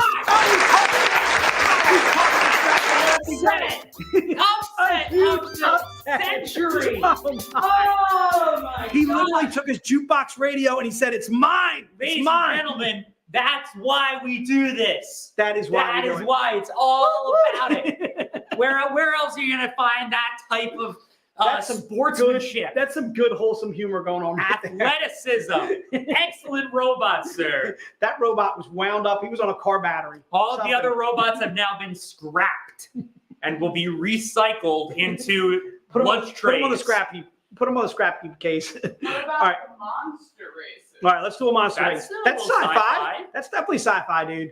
We can make anything we want to sci-fi, dude. Yes. Even the dolphins that you kill, we can make those sci-fi. It's I true. have a question though. All right, what do you got? When I go to share the screen. Yeah. Okay. Give me a second. Okay. All right, do your thing. Dun. So congrats to Matthew Gray. Congratulations. Matthew, you are going to be getting a coupon for the web store. We're going to send that over to The you. Fantasy Francs. Fantasy Francs. A franc. We want to pump you up. Pump you up with Fantasy Francs. with the francs. All right, good stuff. Are you, hello? I know, I gotta take out Matthew Gray. Yes, Joshua Y is correct. All of the robots that lost today are being repurposed into the next series of Zenoscope lunchboxes. Thank you, Joshua Y. That is correct. All right, what do we got here, dude? We got monsters. Oh, I don't think I've seen these monsters before. We've never done this, have we? Oh, hold on dude, let's here. kick it off. Let's go. Look at these kaijus. Oh my God, there's a monkey. You see the Stay Puft? Is that the Michelin Man? There's dinosaurs. That wasn't in your study guide last night? Oh my That's Lord. Stay Puft. You got... Is that a cricket? What is that thing? That looks a little... Dude, that's the alien from War of the Worlds. You got it. Oh yeah. my. Big fan of Mr. Stay Puft, dude. Octavio Vallejo. I'm rooting for a Stay Puft, dude. I'm a big fan of Stay Puft. I'm a big fan of Ghostbusters. You got Mike Mullen and his friggin' looks like Gypsy Danger there. His Jaeger. Yeah, this is... I don't think I can do this a second time. It's too Oh my goodness gracious. Corey. Is it Corey? Is he a donkey? Is he a dog that's rabid with horns? Chupacabra. A chupacabra. Oh, it's Gary. Oh, Gary's making a move with a monkey. Oh, it's William Root. Wow. Oh, it's Tammy. It's. Is that Michael Ferry? Is it Michael Ferry on the inside landing? Hey! Michael Ferry as the shaven King Kong has taken it home. And look at the other guys fall down. Look at them like they're all putting their heads down. Like, I can't believe I got beat by this ape that got shaved. I'm very upset. Oh, that's a werewolf? I don't know about all that. That's a pretty big werewolf. A lichen, perhaps. I like it. I like it a lot. I like it. I like it a lot. I like it a lot. I'm a big fan of, what's her name? I love her. Jokovic. No, that's not Jokovic. No, that's the other one. She's hot. Yes. What is her name? Oh my goodness. Gorgeous. It's not a Beckon something. Kate Beckinsale. Is it Beckon? Yeah. Oh, All right. Kate Beckinsale. Goddess. Big fan. All right. She could be in a really, really bad movie with Keanu Reeves, and still, the movie's going to be excellent. Big fan. Big fan. Okay. What else? All right, Case, what do we got? We're going for one more race, dude. Let's go one more, and then we'll wrap it up. Yay! All make sure I write down my notes here. Aw. Oh. Oh no. Are you doing Kate Beckinsale? Yes. Jeff, we're on it, dude. I can The monster from Cloverfield was on there. Was that? It could have been a Yeti. David, I think that's a good call. I think it was a Yeti. It was not a shaven monkey like I was saying. It was a Yeti. Oh, and there's the dolphins. These are sci-fi dolphins. Those are sci-fi dolphins. These are the survivors. These are the ones that made it. From Casey's Purge. From Casey's Purge. Casey, start the race. Take the play. Look at them go. Do we have music? Do we have music? I hope so. Oh, they can hear the music? Can we hear it here too? Or we get an echo? Let's do it. Is there music? Quiet. All right, so let's go without the music. All right, so early on, Tammy Morris and +1 on her back is looking fantastic. She almost kind of looks like a shark. She doesn't really look like a dolphin. She looks like a shark. She's ready to bite. I like Trent's red dolphin.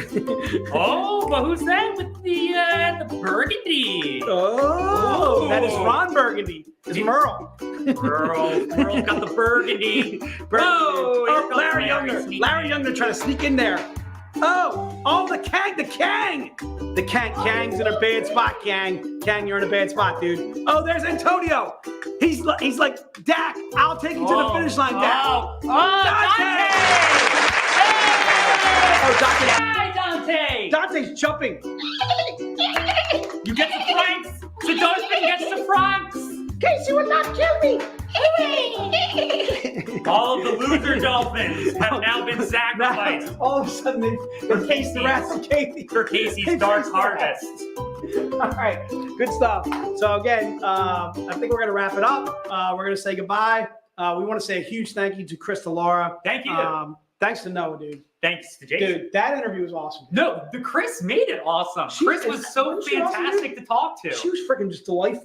I can't tell you how happy it makes me, like working for Zenescope and then being like, okay, we got Ivan Tao and Cris Delara, both of their interviews, they talked about like, oh yeah, I'm staying with Zenescope, like Zenescope forever, Zenescope for life.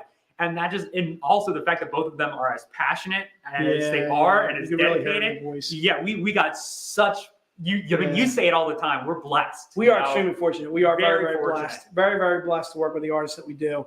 You can tell in that Cris Delara interview, she was like, you guys are the first ones that gave me a first shot to put my art on a book. Just, Chris, we're the lucky ones to have you. It goes both ways. Ivan, same thing. We said it with Ivan numerous times. We're the ones that are lucky to have Ivan. Ivan was saying, hey, I'm lucky to have you guys. It's just it's a mutual love relationship. It is just awesome. We're very fortunate company. Big hearts to our artists out there. We've also had Mike DeBapp on. We've had plenty of artists on. So again, stay tuned to our social media as far as what we're going to be doing, what's coming up. I talked a little bit about movie night. There's the flash sale, the Dawn McTague is still going on. If you did not get on the Kickstarter, you literally have 2 minutes. You got 1 minute. You got 1 minute to get on the Kickstarter. What are you still doing right here? Don't look at us. Go to the Kickstarter right now. Scram. Go get it. I want to say a huge thank you to Ralph yesterday for doing trivia with Noah and Casey. That went off really, really well. Huge thank you to Kiara for doing both days. We want to say stay safe to Diane and Joe and their entire family. They're down in Disney, rocking it out, having a great time. Huge thank you to all of our guys and gals in the warehouse. They do a fantastic job of pulling the orders for you guys, making sure you guys are getting your orders in a timely manner, but also making sure your books get done well. I think that's pretty much it, dude. Huge thank you to the VIPs. Huge thank you to the guys in the stream. Thank you, everybody. Thanks to everybody, dude. We're signing out. We're out of here, dude. Sci-fi